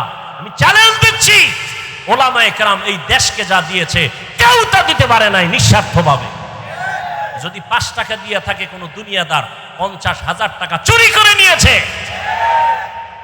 নিঃস্বার্থভাবে আলেম ওলামার এই জাতিকে সব দিয়েছে। সরকার কোটি কোটি কোটি টাকা ব্যয় করে র্যাব বানাইছে, আর্মি বানাইছে, পুলিশ বানাইছে, বানাইছে নি? বানাইছে। এদের হাতে লাঠি আর অস্ত্র দিয়া দিছে, এলাকায় যাও, সন্ত্রাস দমন করো, দুর্নীতি দমন করো, পারছেনি? মদের আড্ডা বন্ধ করো, গাঞ্জার আড্ডা বন্ধ করো, নেশা বন্ধ করো, পারছে? কিন্তু আলেম ওলামারা বেতের বাড়ি লাগে নাই, গালি দেওয়া লাগে নাই, অস্ত্র লাগে নাই, রাতের বেলা কানছে আর তোমাদের পাও দইরা দইরা বয়ান কইরা কইরা লাখ লাখ মানুষ এই জমিনে হয়েছে। আগে মদ পান করতো, এখন আর নামাজ ছাড়ে না। বানায় বলতেছি, সত্য কথাটা স্বীকার কর, মানো আর না মানো, কারণ সবাই মানবে এটা কথা। আরে আবু জাহিল্লা মানে না নবীর বয়ান, যে নবীর কোনো গুনাহ নাই, সেই নবীর বয়ানেও কালেমা পড়ে না। যে নবীরে দেখলে কলিজা ঠান্ডা, ওই নবীরে 13টা বছর দেখলো, বয়ান শুনলো, এরপরও কালেমা পড়ে নাই। কে? আবু জাহাল। এটার নাম কফাল। সবার কপালে হেদায়েত আসবে না। আর একজন আল্লাহর বান্দা, 27 বছর বয়স। কত? বুড়া না যুবক? হ্যাঁ, যুবকেরা ভালো করে শোন। 27 বছরের যুবক তরবারি নিয়ে যায় নবীজির কল্লা কাটার জন্য। তরবারি নিয়া কল্লা কাটতে গিয়া ইসলামের বড় সৈনিক হয়ে দাঁড়ায় গেল। তরবারি নিয়া ডাক দিয়া কয়, মুহাম্মদের বিরুদ্ধে যদি কথা বলতে চাও, মুহাম্মদের আর লাগবে না, আমি ওমরের তরবারিটাই যথেষ্ট। পুরানা যুবক? ও যুবক, ভালো করে শুনো। পায়ে ধরে ধরে ধরে ধরে কথা বলতে যে কি কষ্ট। 5 মিনিট বক্তব্য দিলে আবার একটু চা খায়, পানি খায়। দেখি তো আমরা ওলামায়ে কেরামের কোনো চিন্তা নাই, দিন নাই রাত নাই, পায়ে ধরে ধরে বয়ান করি। একবার ওই যে এতক্ষণ কষ্ট করে চিল্লায় বয়ান করলাম, ও আল্লাহর বান্দারা, একবারও কিন্তু বলি না কওমি মাদ্রাসায় না গেলে জাহান্নামে যাইবা, তাবলীগ না করলে জাহান্নামে যাইবা, পাঁচকল্লি মাথায় না দিলে জাহান্নামে যাইবা, চরমনাই না গেলে জাহান্নামে যাইবা, উজানি না গেলে জাহান্নামে যাইবা। একবারও বলি নাই স্কুল ছেড়ে দাও, মাদ্রাসায় আসো, তাও বলি নাই। ও বাবারা, কি বলতে চাই, জীবনে যতদিন বাঁচবা গোলামি করবা, আল্লাহর আদর্শ মানবা, মদিনা। তুমি ডাক্তার হও, ইসলাম বাধা দেয় না। ডাক্তার হও, ইঞ্জিনিয়ার হও, প্রফেসর হও, তবে দাবি আমার বেয়াদব হইও না। তোমার ব্যবহারে যেন কখনো কোনো আলেম কষ্ট না পায়, তোমার ব্যবহারে যেন মা বাবা কষ্ট না পায়, তোমার আচরণে যেন কোনো মুরব্বী কষ্ট না পায়। আদর্শ ডাক্তার যদি হইতে পারো, শুধু মাধবদী না, গোটা দেশের মানুষ মাথায় নিয়ে সম্মান করবে। কি ডাক্তার হইতে পারলে? আদর্শ ডাক্তার যদি হতে পারো, আদর্শ ইঞ্জিনিয়ার হও, সম্মান সারা দেশের মানুষ করবে। আদর্শ প্রফেসর হও, সম্মান সারা দেশের মানুষ করবে। আর যদি বেয়াদব হও, প্রফেসর কিন্তু কি, ঢাকা কলেজের ক্লাসে ঢুইকা ছেলে মেয়েরা বসে, কানের মধ্যে হেডফোন লাগানো, প্রফেসর ঢুইকা কয়, আমার চিনোস নি? হ্যাঁ স্যার চিনি। আমার নাম কি জানো নি? কয় জানি। বলো। কয় বেদবি হবে। প্রফেসর ডাক দিয়া কয়, আমার নাম আহমদ শরীফ। নাম কি? কথা কয় না। ঢাকা কলেজের প্রফেসর বলে, আমার নাম আহমদ শরীফ। কয় হ্যাঁ স্যার জানি তো। কয় শোন, আজকে নতুন একটা সবক দেই। কয় কি সবক? কয় আজকে থেকে শোন, এতদিন শুনছো কোরআন শরীফ, হাদিস শরীফ, মক্কা শরীফ, মদিনা শরীফ, এখন থেকে কোরআন শরীফ বাদ, হাদিস শরীফ বাদ, মক্কা শরীফ বাদ, মদিনা শরীফ বাদ।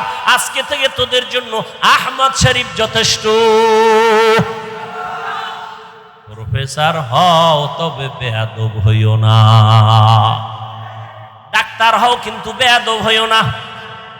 এত সুন্দর এক ডাক্তার, এমবিবিএস ডাক্তার, হাতুড়ে ডাক্তার না, লেখাপড়া কইরা এমবিবিএস ডাক্তার হইছে।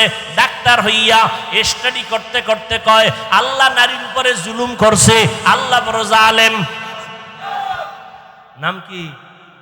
তাসনিমা নাসরিন। নাম কত সুন্দর, তাসনিমা নাসরিন। ডাক্তারও যেমন তেমন না, এমবিবিএস ডাক্তার। কিন্তু আল্লাহরে জালেম বলছে, দেশে পর্যন্ত থাকতে পারে নাই। ডাক্তার হইতে বলছি কিন্তু বেয়াদব হইতে বলি নাই। আমার দাবি ডাক্তার হও, বেয়াদব হইও না। ইঞ্জিনিয়ার হও, বেয়াদব হইও না। একজন প্রফেসর হও, বেয়াদব হইও না। তোমার ব্যবহারে যেন মা বাবায় খুশি হয়, আলেম খুশি হয়, মুরব্বীরা খুশি হয়। তাহলে তোমাকে দেশের মানুষ সম্মান করবে। মরিয়া গেলে তোমার নামে সুন্দর ইতিহাস লেখা হবে। কবি নজরুলের ইতিহাস আছে না নাই? তোমরা যুবক বাবারা বড় না সম্মান করো না। তোমার মতো সারা রাত মোবাইলে আকাম করলে কবি নজরুল হতে পারত না। পারত? সম্মানের ডাক্তার হতে চাও তো বাবা? যুবকদের বলছি, সম্মানের জীবন চাও না? এই আরে টাকা তো সুইপারও কামাই করে না?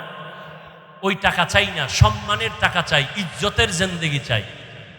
কি মানুষ সম্মান করে, টাকা দেয়, খাওয়ায়, এরপর ভুল হয়ে গেছে মাফ করে দেন। সম্মান ঠিক মতো করতে, এর থেকে আর কি জিন্দেগি চাও? এই সম্মান কে দিছেন? আল্লাহর দেওয়াটা টিকে বেশি। নিজে তৈরি করলে ওটা থাকে না। চেহারা কালো, বিউটি পার্লারে গিয়ে সুন্দর যদি নিজে হতে চাও, আর কতক্ষণ? বৃষ্টি আইলে শেষ, পানি ভরলে শেষ, রোদের তাপ লাগলে আরো শেষ। ঠিক নেই? আর আল্লাহ যারা সুন্দর বানায় দিছে, এটা কোনো বিউটি পার্লার লাগবে না রে বাবা। এরে যুবক, আদর্শ জীবন যদি চাও, সম্মানের জীবন যদি চাও, স্কুল কলেজে পড়িয়াও সম্মানের জীবন যদি চাও, লিখে রাখ, দুইটা পুঁজি লাগবে। কয়টা? একটা হলে আর একটা নাই তো হবে না, দুইটা লাগবে, লিখে রাখো। 1 নাম্বার পুঁজি সুস্থতা, 2 নাম্বার পুঁজি সুন্দর চরিত্র। তোমার চরিত্র ভালো কিন্তু তুমি কি অসুস্থ, কোন জায়গায় চাকরি টিকবে? আচ্ছা তুমি সুস্থ কিন্তু চরিত্র খারাপ, টিকবে কোথাও? চাকরি কেউ নিবে না। কিন্তু সুস্থতাও লাগবে, চরিত্র সুন্দর লাগবে। এই দোনোটাকে জবাই করনেওয়ালা হাতিয়ারের নাম মোবাইল। মোবাইল তোমার চরিত্রটারও জবাই করছে, এই মোবাইল তোমার সুস্থতাটারেও নষ্ট করে ফেলছে। অ্যান্ড্রয়েড মোবাইল চালাইয়া চোখের পাওয়ার নাই, কানের পাওয়ার নাই, চেহারার সৌন্দর্যতা নাই, এখন চেহারাটা কার্টুন হয়ে গেছে। ঠিক নেই? সারা রাত মোবাইল দেখতে দেখতে ও বান্দা, তোর শরীরের মহা ঔষধ ছিল ঘুম, ওই ঘুমটা নষ্ট করার কারণে শরীরটা নষ্ট হয়ে গেছে। মোবাইলে বাজে আলাপ গুনাহ করার কারণে চেহারার নূর আল্লাহ নিয়ে গেছেন, লাবণ্যতা নাই, উজ্জ্বলতা নাই, দেখলে কোনো মায়া লাগে না। মাথা ব্যথা বেড়ে গেছে, হার্ট অ্যাটাক বেড়ে গেছে, বুকে ব্যথা বেড়ে গেছে, কখন জানি পড়বি আর মরবি বলা যায় না রে বাবা। মাথাও ঠিক থাকে না, মাথা ঘুরায় বাইক লয়ে বের হইয়া যায়, মা আসতেছি, লাশ হইয়া ঘরে ফিরে আসে রে বাবা। মোবাইলে তোর চরিত্রটাও নষ্ট করেছে, তোর সুস্থতাও নষ্ট করেছে। ভাই বললাম, মানবা না মানবা তোমার ইচ্ছা। রসুলের আদর্শ ছাড়া জীবনে আর আদবলা সম্মানিত হওয়া যাবে? এরে আল্লাহর বান্দারা, ও যুবক আল্লাহর গোলাম, উলামায়ে কেরামদের অবদান, তাদেরকে বন্ধু বানায়া চলো, তাদের পরামর্শ নাও, তারা তোমাদের কোনদিন ক্ষতির পরামর্শ দিবেন না। স্কুল কলেজে পড়িয়াও মা বাবার দোয়া নিয়ে চলিও। ও যুবক বাবা, তোমার মতো যুবকেরা স্কুলে পড়ে, কলেজে পড়ে, জীবনে মাদ্রাসায় পড়ে নাই, 5 বেলার নামাজ পড়ে আছে না নাই? তুমি নিজেকে প্রশ্ন করো, তুমি কেন পারবা না? ও যুবক বাবা, আজকে তোমাকে পাও ধরিয়া বুঝান লাগে, টুপি পরো, দাড়ি রাখো, অথচ আমিও মুসলমান, তুমিও মুসলমান। তোমার আল্লাহ আমার আল্লাহ এক, তোমার নবী আমার নবী এক, তোমার ধর্ম আমার ধর্ম এক, তোমার কালেমা আমার কালেমা এক, তোমার কাবা আমার কাবা এক, নাকি আলাদা? ও আল্লাহর বান্দা, তুমিও যে আল্লাহকে মানো, সে আল্লাহকে আমিও মানি। তুমি আমি দুনিয়াতে আসছি এক, মরণকালে কাফনের সংখ্যা হবে 3টা, তাও হবে এক, কালার হবে আলাদা। কাফন কয়টা? আমি বক্তার সম্মানে একটা কাফন বাড়ানো হবে, গরিব রিক্সা ড্রাইভার গরিব হওয়ার কারণে একটা কাফন কমানো হবে। হ্যাঁ, আজকে আমি বক্তা বক্তা বাপ, তুমি শ্রোতা হইয়া নিচে পড়ছো, আমার কত সম্মান। আবার তুমি ডাক্তার, আমি রুগী, তোমার কত সম্মান। ভালো করে বুঝো রে বাবা। কিন্তু যেদিন সাদা কাফনের ভেতরে ঢুকবি, ওই দিন কি থাকবে কে বড় কে ছোট? কাফনে লেখা থাকবে বড় হুজুরের লাশ, কালার সব হবে এক। বড় হুজুরের কালার যেমন, মুসল্লির কাফনের কালারও তেমন, বক্তার কাফনের কালার যেমন, শ্রোতাদের কাফনের কালারও তেমন। ওরে কে মালিক, কে গোলাম, কে ইমাম, কে মুক্তাদি, কে ডাক্তার, কে রুগী, কাফনে ঢুকলে আর লেখা থাকবে না, সবার লাশ একাকার হয়ে পড়ে থাকবে। এরপরে কবরের সাইজও হবে এক। কবরে রাখার পরে প্রশ্ন হবে তিনটা, তাও হবে এক। রবের পরিচয় দাও, ধর্মের পরিচয় দাও, রহমাতুল্লিল আলামিনের পরিচয় দাও। এই তিনটা প্রশ্ন আমাকেও করা হবে, তোমাকেও করা হবে রে যুবক বাবা। ওই তিনটা প্রশ্নের জবাব যারা দিবে তাদের কবর হবে রওজাতুম মির রিয়াজিল জান্নাহ। আর যারা জবাব দিতে পারবে না তাদের কবর হবে হুফরাতুম মিন হুফারিন নার, জাহান্নামের টুকরা। তবে কারা জবাব দিতে পারবে? আমি হুজুর, মাওলানা, কোনো গ্যারান্টি নাই। যদি আমি হুজুর হইয়া জবাব দিতে পারবো, গ্যারান্টি থাকতো, তাহলে আমার নবী কাঁদতেন না, আবু বকর জান্নাতের টিকিট হাতে নিয়ে কান্না করতেন না। ওমরের মতো বান্দা যাকে দেখলে শয়তান বড় ভয় পায়, ওই ওমরও চোখের পানি ছেড়ে কাঁদেন। ও ওমর, আপনি কাঁদেন কেন? ওমর বলে, আমি আল্লাহর আযাবের বড় ভয় পাই। হাসরের কঠিন সময় সূর্যের গরম, জমিনটা হবে তামা, জাহান্নামের আগুনের গরম। ওদিকে আমার আল্লাহ পাক রাগান্বিত আওয়াজ দিবেন, লিমানিল মুলকুল ইয়াউম লিল্লাহিল ওয়াহিদিল কাহ্হার। আল্লাহ বলবে, ও দুনিয়ার নেতারা, ও টাকাওয়ালা, ও ক্ষমতাওয়ালারা, আজকে এই ময়দানে তোমাদের রাজত্ব কই? দুনিয়াতে কত বাহাদুরি করছো, নেতাগিরি করেছো, আজ আমার আদালতে দাঁড়াও। নবী বলেন, আমার আল্লাহ রাগান্বিত আওয়াজটা যখন দিবেন, হাসরের ময়দানটা থরথর করে কেঁপে উঠবে। নবীদের চোখের কোঠায় পানি, সমস্ত হাসরের মানুষগুলো উলঙ্গ দাঁড়ানো থাকবে, নারীরাও উলঙ্গ, পুরুষেরাও উলঙ্গ। নবীদের কান্নার আওয়াজ। ও আল্লাহর বান্দারা, আবু বকর কাঁদেন কেন? আল্লাহর আদালতে কেমনে দাঁড়াবো? জান্নাতের টিকিট পাইয়াও যদি তারা কান্না করেন, তাদের এত সুন্দর আমল, তাদের এত সুন্দর ইখলাস, তাদের এত সুন্দর তাকওয়া, তাদের এত সুন্দর তাহাজ্জুদ, তাদের এত সুন্দর তেলাওয়াত, তাদের এত সুন্দর আল্লাহর হক আদায়, তাদের বান্দার হক এত সুন্দরভাবে আদায় করে, এরপরও জান্নাতের সুসংবাদ পাইয়াও যদি তারা কান্না করেন, ও মাদকদির মুসলমান ও যুবক, ও পর্দার আড়ালের মা বোনেরা, ও বৃদ্ধ বাবাজিরা, তোমার আমার তো নামাজ নাই, তোমার আমার রোজা নাই, তোমার আমার জিকির নাই, তেলাওয়াত নাই, পর্দা নাই, হালাল হারামের ভেদাভেদ নাই। টুকটাক যে আমল করি এটাও তো আসলে আল্লাহর জন্য করতে পারি না। নামাজ পড়ি মানুষকে দেখাবার জন্য, বয়ান করি মানুষকে দেখাবার জন্য, তেলাওয়াত করি দেখাবার জন্য। সাহাবায়ে কেরাম জান্নাতের টিকিট পাইয়া ইখলাসের আমল নিয়েও যদি কান্না করতে পারেন, তাহলে তোমার আমার আমল নাই, ইলম নাই, গুনাহ আর গুনাহ আর গুনাহ। চোখ দুইটা বন্ধ করে একটু তাকাও, জীবনে হাতের দ্বারা কত গুনাহ করেছো রে বাবা। চোখ বন্ধ করে একটু দেখো, এই বয়সের চোখের দ্বারা কত গুনাহ করেছো। হাতের দিকে তাকায় দেখো, গুনার কারণে মনে হয় হাত দুইটা নাপাক, গুনার কারণে জিহ্বাটা নাপাক হয়ে গেছে, গুনার কারণে অন্তর নাপাক। এরপরেও তো কি পরিমাণ কান্না করা উচিত। তোমার চোখে আমার চোখে কোনো কান্না নাই। কপাল এত খারাপ হয়ে গেল, নিজেও কাঁদো না, অন্য যদি কান্না করে তাও সইতে পারো না। কপাল এত খারাপ হয়ে গেছে, আল্লাহ তোর উপরে এত বেজার, মা বাবা তোর উপরে এত বেজার, আজকে নিজেও নামাজ পড়ো না, অন্য নামাজ পড়ে তাও পছন্দ করো না। এত নিমক হারাম কপাল খারাপ কেন তোমার? নিজেও দাড়িটা রাখতে পারো না, অন্য দাড়ি রাখবে তাও পছন্দ করো না। নিজেও হালাল খাও না, অন্যেরা হালাল খায় তাও পছন্দ করো না। নিজেও পর্দা করো না রে বাবা, অন্যেরা পর্দা করবে তাও পছন্দ করো না। এই অবস্থায় যদি আজরাইল এসে হাজির হইয়াই যায়, আর যদি রূহটা নিয়ে টান দেয়, নবী বলেন জ্যান্ত বকরির চামড়া খুললে যেমন কষ্ট, গুনাহগারের জান কবাজের কষ্ট আরো কঠিন হবে।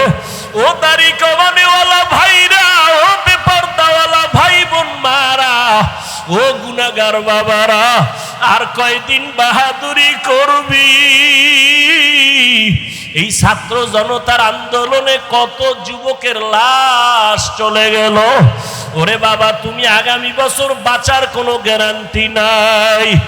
এখনো সময় আছে, যদি তওবা করে আমার আল্লাহকে ডাক দাও, দাওয়ার মালিক, এই ময়দানে আমার মতো গুনাহগার কেউ নাই।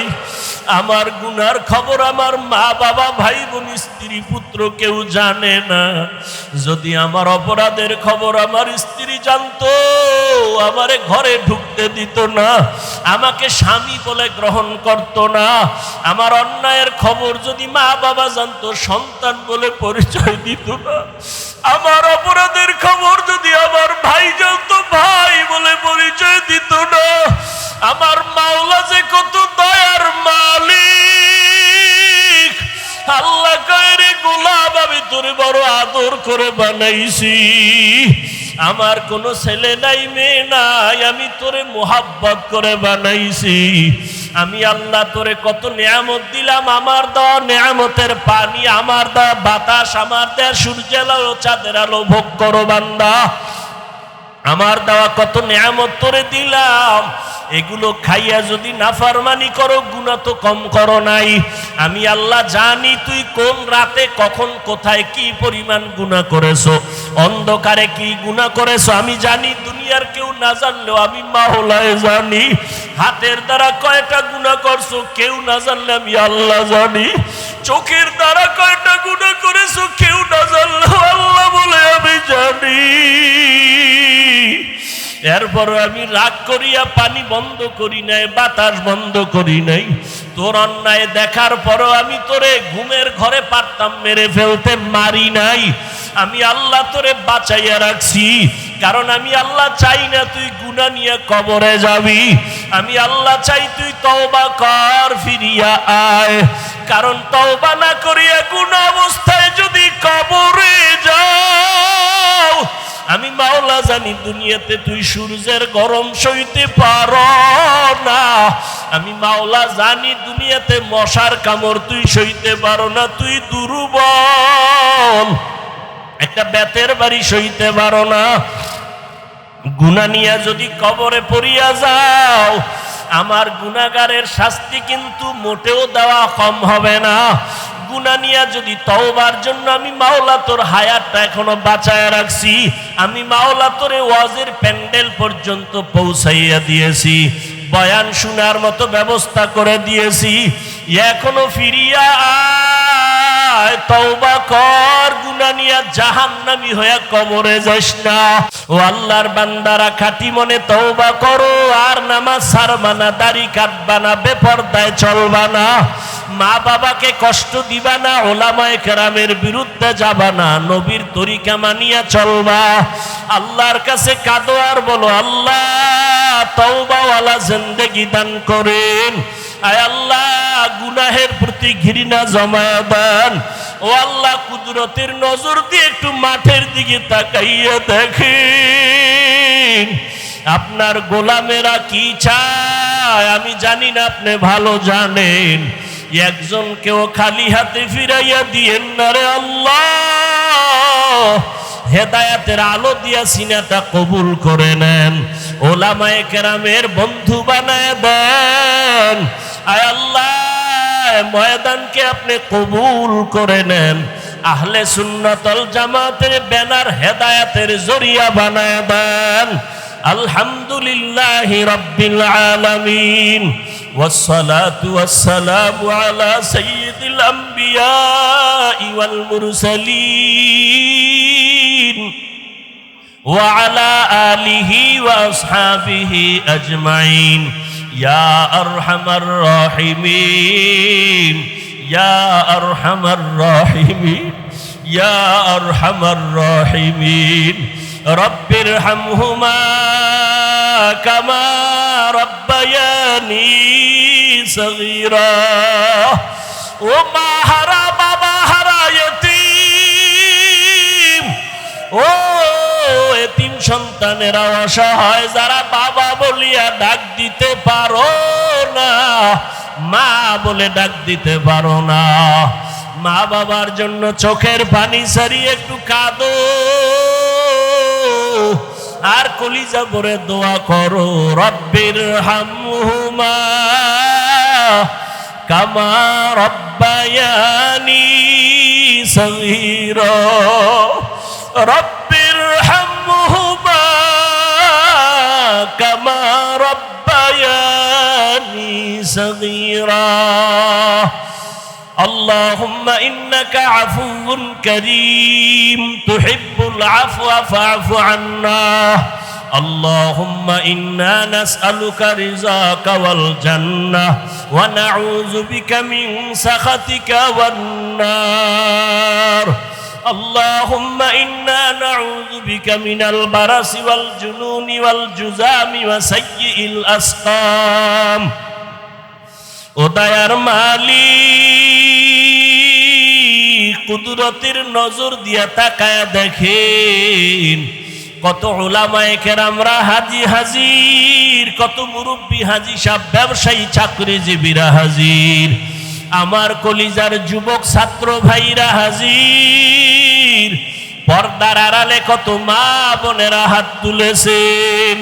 ও আল্লাহ, এরা টাকা হারাইয়া কাঁদে না, বাড়ি হারাইয়া কাঁদে না।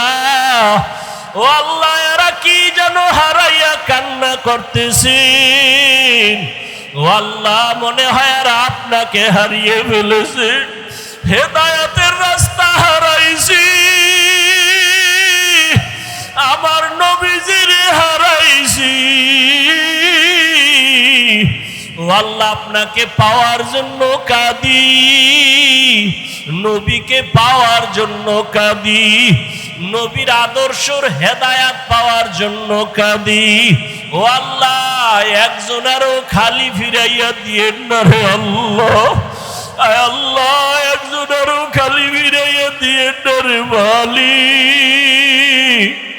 হেদায়াতের নূর সবার সিনায় দান করেন আল্লাহ। আয় আল্লাহ, আহলে সুন্নাত ওয়াল জামাতের ব্যানার হেদায়াতের জন্য কবুল করে নেন। আয় আল্লাহ, এই ব্যানারকে আমভাবে কবুল করে নেন, উম্মতের অন্তরে মুহাব্বত বাড়ায় দেন, উলামায়ে কেরামের মধ্যে মুহাব্বত ইত্তেহাদ বাড়ায় দেন। আয় আল্লাহ, মাহফিলের আয়োজনকারীদের কবুল করে নেন। আয় আল্লাহ, মাধবদীর জমিনকে দ্বীনের দুর্গ বানায় দেন আল্লাহ, ইসলামের জন্য কবুল করে নেন। সারা দুনিয়াবাসীকে মাফ করে দেন, মুসলমানের ইসলাম ইমানের হেফাজত করেন আল্লাহ। বাংলাদেশ শান্তির দেশ বানায় দেন। আয় আল্লাহ, প্রত্যেকের পরিবার নিয়ে শান্তিতে বসবাসের তৌফিক দান করেন। আয় আল্লাহ, ছাত্র জনতার আন্দোলনে যারা শহীদ, আমার কলিজার ভাই আবু সাঈদ ও মুগ্ধ সহ যারা দুনিয়া থেকে চলে গেলেন, আয় আল্লাহ, শাহাদাতের মর্যাদা দিয়া জান্নাত দান করেন আল্লাহ, তাদের পরিবারে শান্তি দান করেন আল্লাহ। আয় আল্লাহ, এই দেশে যেন ইসলামের বিদ্বেষী কোনো আইন পাশ না করতে পারে, আমাদের মুসলমান স্বাধীনভাবে ইসলাম নিয়ে চলার তৌফিক দান করেন। আয় আল্লাহ নবীর সুন্নাতওয়ালা জিন্দেগি সমাজে রাষ্ট্রে কায়েমের ব্যবস্থা করে দেন আল্লাহ। ঘরে ঘরে সুন্নতের আমল জারি করে দেন। মা বোনদের আবেদা বানায় দেন, পর্দানিশী বানায় দেন, সন্তানগুলো নেককার বানায় দেন। আয় আল্লাহ আমার কলিজার যুবক 5 ওয়াক্ত নামাজি বানায় দেন, কোরআন পড়নেওয়ালা বানায় দেন। মোবাইলের গুনাহের থেকে হেফাজত করেন আল্লাহ, মোবাইলের গুনাহের থেকে হেফাজত করেন আল্লাহ, মোবাইলের গুনাহের থেকে হেফাজত দান করেন আল্লাহ। মসজিদ মাদ্রাসাগুলো কবুল করে নেন, ওলামায়ে কেরামদের কবুল করে নেন, তালিবুল ইলমদের কবুল করে নেন, অন্যান্য শিক্ষা প্রতিষ্ঠান নবীর আদর্শে কবুল করে নেন। আমার কোমলমতি শিক্ষার্থীদের চরিত্র ধ্বংসের যদি কোনো ষড়যন্ত্র চলে এর থেকে হেফাজত করেন। আয় আল্লাহ আদবওয়ালা বিনয়ী জিন্দেগি দান করেন। আয় আল্লাহ খায়রুল কবির খোকন সাহেব দোয়া চেয়েছেন, আয় আল্লাহ তাকে আপনি দ্বীনের খাদেম হিসেবে কবুল করে নেন। আয় আল্লাহ তাআলা প্রত্যেকের মধ্যে দ্বীনের মোহাব্বত বাড়ায় দেন। আয় আল্লাহ উলামায়ে আহলে হকের এক বানায় দেন, বাতিলের মোকাবেলায় বিজয় দান করেন আল্লাহ। রিয়া হাসাদ কিবির দূর করে ইখলাস দান করেন। আয় আল্লাহ উলামা তোলাবা উম্মতের অন্তরে মোহাব্বত বাড়ায় দেন। প্রত্যেকটা দিনের কাজ ময়দানে ভরপুর কামিয়াবির ব্যবস্থা করে দেন আল্লাহ। আয় আল্লাহ সারা দুনিয়ায় খেদমতের জন্য কবুল করে নেন। নবীজির রওজায় গিয়া সালাম দেওয়ার তৌফিক দান করেন। বাইতুল্লাহর গিলাফ ধরে লাব্বাইক লাব্বাইক বলে হাজিরা দেওয়ার তৌফিক দান করেন। আয় আল্লাহ মিথ্যা মামলায় জড়িত যারা মুক্তির ব্যবস্থা করে দেন, মিথ্যা মামলা যারা দেয় তাদের হেদায়েত দান করেন। আয় আল্লাহ একে অপরের বন্ধু বানায় দেন, দুশ্মনী দূর করে দেন, জাহেরি বাতিনি দুশ্মন থেকে হেফাজত করেন আল্লাহ। মুখালিফের মুওয়াফিক বানায় দেন, চলার পথে হেফাজত করেন আল্লাহ। আমাদের জান মাল আহাল পরিবার হেফাজত করেন আল্লাহ। পেরেশানি দূর করে দেন, আদবওয়ালা বিনয়ী জিন্দেগি দান করেন, তাকওয়াওয়ালা জিন্দেগি দান করেন। আয় আল্লাহ সাবিরিন শাকিরিন জাকিরিনদের অন্তর্ভুক্ত বানায় দেন। আমরা যারা হাত তুলেছি, যাদের মা নাই বাবা নাই, কবর থেকে দোয়া চাই, আয় আল্লাহ মেহেরবানি করে সবার জান্নাতের ফয়সালা করে দেন। আম্বিয়ায়ে কেরাম, সাহাবায়ে কেরাম, শুহাদায়ে কেরাম, আউলিয়ায়ে কেরাম, আসাতেজায়ে কেরামদের মাকাম জান্নাতে বাড়ায় দেন। আয় আল্লাহ আমার কলিজার যুবকদের দ্বীনের খাদেম বানায় দেন। আয় আল্লাহ মেহেরবানি করে গুনাহের প্রতি ঘৃণা জমায় দেন। সমস্ত নেক আমলগুলো যথা সময়ে ইখলাসের সাথে করার তৌফিক দান করেন। আয় আল্লাহ নামাজ কাজা হওয়া থেকে আমাদের হেফাজত করেন আল্লাহ। বেশি বেশি তেলাওয়াত করার তৌফিক দান করেন আল্লাহ। আয় আল্লাহ আমাদের পরস্পরে মোহাব্বত বাড়ায় দেন। আয় আল্লাহ বাংলাদেশ শান্তির জন্য যা প্রয়োজন কুদরতের দ্বারা ব্যবস্থা করে দেন। নবীজির মোহাব্বতে আমাদের দিলের নেক আশা পূরণ করে দেন। আমাদের দোয়া মুনাজাত নবীজির মোহাব্বতে কবুল করে নেন। হাসবুনাল্লাহু ওয়া নি'মাল ওয়াকিল, নি'মাল মাওলা ওয়া নি'মান নাসির। ওয়া সাল্লাল্লাহু তাআলা আলা খাইরি খালকিহি মুহাম্মাদু ওয়া আলিহি ওয়া আসহাবিহি আজমাইন। আমিন আমিন আমিন বিরহমাতিকা ইয়া আরহামার রাহিমিন।